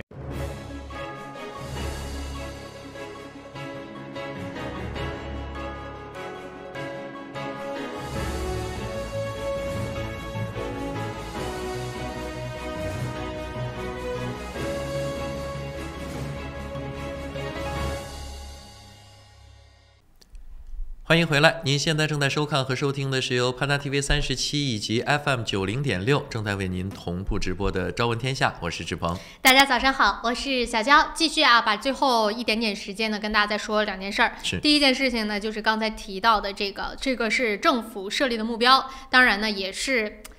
这肯定是跟绿党有关系的嘛，就在协议当中的一部分，就是他们要在2025年之前实现新西兰有超过50%的学生能够步行或者是步行部分路段去学校的这样的一个目标。那么作为这个目标的一部分，所以就呢现在开始限速了，所有的学校呢40公里每小时周围的这个路段，如果你要是在乡村就是60公里每小时。我跟志鹏刚才在广告期间想了半天，也是没想出来为什么需要10年。对，这个其实就是一纸通告的事情没有那么复杂。而且大家也都知道，比如说在城区很多学校的周边已经是40了，在这个上下学的时候有那个电子的显示牌告诉你现在是上学或者放学的这个时段，你要注意你的车速。它是不是以后就变成全天候嘛？就不是说只是上下学的时间了，等于说全天都需要。有这么一个说法，就是说以后呢，有可能会把这个学校周边的部分的这个路段实行一个全天的，也就是永久的限速了。你只要开到这儿，看到停车场。这个东西不就是告诉你，你做就好了吗？对呀，你竖个牌子就好了嘛。竖个牌子就要竖10年。我没说要10年，我觉得可能，我觉得就是一个人把新西兰所有的学校周围也用不了10年吧。所以这个消息虽然说而且我看到之后我还特意去查了一下英文，我想说不会是什么就是翻译错误，我就看了好几个媒体都在说10年，我想说 what。所以这个事情对孩子们的这个安全来说是个好事儿，但是这么长的时间来实施，有点想不明白对，好了，这件事情说完之后，还有一点点时间要跟大家快速的把这件事儿说了。就是最近大家去超市买面包，可能会发现没货。一般情况之下，说什么东西没货，比如说有一段时间新西兰是香蕉没有，有一段时间是牛油果没有，反正总是有什么东西没有。一般原因都是像上那次香蕉是因为一个集装箱，整个一集装箱的香蕉出现问题了，所以都没到。就短缺了嘛，然后呢现在就坏掉了。然后另外呢，像牛油果可能是因为今年天气原因不啦不啦不啦，所以没有产出来。但是这次面包不是，跟澳大利亚的着火没关系，跟小麦也没关系，跟什么品牌都没关系。现在面包买不到的原因是因为做面包的人罢工，导致没面包吃。对，这也是个比较奇葩的新闻面包工人呢，也是因为工资和相关的一些工作条件的问题，所以说呢，决定要搞这么一个罢工。那一罢工呢，那自然是没有人生产了，没有人生产面包，自然是现在超市短缺没货。得罢多久才能导致大家都没有面包买啊？不知道但是。我总是想不通，为什么这个面包这种东西虽然不是说每家每户每天都要吃，但是也算是属于一个比较在新西兰是对，也算是一一个比较常备的这种，就像我们现在就像我们华人说大米没有卖了是一样的。它对他们来说就是大米没有了。你不觉得这不就我实在你看它其实你说受影响，也不是说全国的做面包的工人全罢工，它就是 Tip Top。这一家公司的100名员工，他们都是 First Union 的成员，参加到了整个行业的罢工行动，然后就导致货架上空了，现在大家出去买面包买不到了。所以说，是不是工人们也想通过这样一种方式告诉大家我们的重要性？你看，我们就100来个人，但是你们天天吃的这个东西，就是我们没有我们，没有我们你就吃不着，对吧？不是，这我也是觉得，那都没有个人替就所有人走了之后，就连面包都生产不上来了。是，我在这想，我说这几天如果面包缺的话，其他的可替代的这种，比如说大米呀、面条啊、意面呀，会不会也比较紧俏？因为不是有段时间说鸡蛋也紧俏，就是因为都改成只要走地鸡的鸡蛋了嘛，就是超市上架的只有走地鸡的鸡蛋，没有平常的那个笼养的鸡的鸡蛋了。所以那段时间就是有段时间供不上嘛。对，当然这个事情的原因也不是因为这个走地鸡罢工啊，只是因为我们把这个标准提升了，所以以前的这种笼养，然后换成全部是走地鸡呢，可能需要一定的周期。所以他就说这周2和周3嘛，整个产量会减少1半，所以说呢，整个北岛都会受到影响。据说啊，说这个周末就会恢复了，但是前2天大家没有买到面包的原因，就是因为这些员工在罢工。那么他们罢工的主要原因是什么呢？就说现在的生产商是这样了，因为都是机器了嘛，所以他们就是想7天24小时都在生产面包。但是就据说呢，说虽然是机器在生产，但是也需要人在工厂当中去负责。对啊，监控看管嘛，监控嘛，所以这些员工就说，他说呢，数年来他们的加薪是微不足道的，但是呢，为了维持这个公司能够7天24小时在生产，他们不得不去牺牲和家人的休息时间，才能够维持公司的这个运作，所以他们就罢工了，让你看看，没有我们运作不了吧，面包产不出来吧。你好好想想，你该怎么样对待我们？仔细琢磨琢磨。那么今天不是正好也赶上那个黑色星期五了嘛？有的朋友可能也要去超市采购啊，囤不到面包，因为没有。看看吧，如果说这会儿去的早的话，看见有面包，多拿1-2袋的，对吧？当然，我觉得这个应该也不会是一个非常长期的情况，就几天，就2天3天的样子。所以说家里还有存货的，就先顶一顶。如果正好没有了，那想想别的法子，这2天换点别的东西吃一吃也是可以的嘛。公司也出来说我们呀，深感失望啊。然后他就说，他说治愈的嘛，就那意思。他说我们现在不是也是，那你怎么不说我们提供的是，可能是你说我这几年工资涨得有限，但是我们要是跟其他同行业比，我们还是提供了很有竞争力的薪资的呀。我们还有很多其他的这个工作的什么安全性啦，你好的现代化的工作环境啦，包括技能的培训呢，都不提提供的。所以这就是公说公有理，婆说婆有理嘛。是，好了，反正周末期间了吧，就跟大家也把这些新闻呢稍微来更新。那这个周末据说今天有阵雨啊，我就说那个偶然性啊会非常偶，大家基本上是看不到的那种偶，所以你看现在外边阳光明媚的，是明后天肯定都是好天气，大家可以出去玩一玩。另外呢，过了这个周的周末之后，下个礼拜咱们再见面，也就进入到今年的12月份了，最后1个月也是圣诞月了。那在这个接下来的1个月当中呢，可能很多朋友也都会陆陆续续的，比如说放假呀、休假呀。我甚至已经看到昨天有人是今天是他们最后一天就开始放假。这是不是也有点太夸张？你这个朋友不是面包工人吗？人家不是罢工啊，是真的就休假了，这也是有点夸张。好吧。然后就说到这个天气啊，这个周末天气不错，所以大家可以去再好好享受一下。下周呢会有一股新的降雨过来，所以据说呢，整个起码这一周的前几天都会是在阴雨连绵的这种天气当中度过的，而且好像是说那个风也不小，雨也不小的状态。大家呢，不过对于很多的像种植业的什么农场来说是件好消息，因为最近是有点太干了。你想这1个星期我们连一滴水、一滴雨都没有看得到，真的是，对吧？所以说就说哦，这个对他们来说可能会是个好消息，但大家呢就是这周末好好的珍惜一下，从下周开始可能又要下雨了。是下雨也好，其实我更喜欢的是那种，比如说1-2天能够下一场，然后稍微调剂一下。当然这只是咱们的一个理想的想法，谁都愿意这样是吧？这个想做到还是比较难的。今天是 Black Friday，所以呢祝愿大家购物愉快，但是一定要理智消费。另外也是祝愿大家呢有一个美好的周末，我们就12月份再见了。是的，今天节目就这样了，感谢大家的收看与收听，咱们下周再见。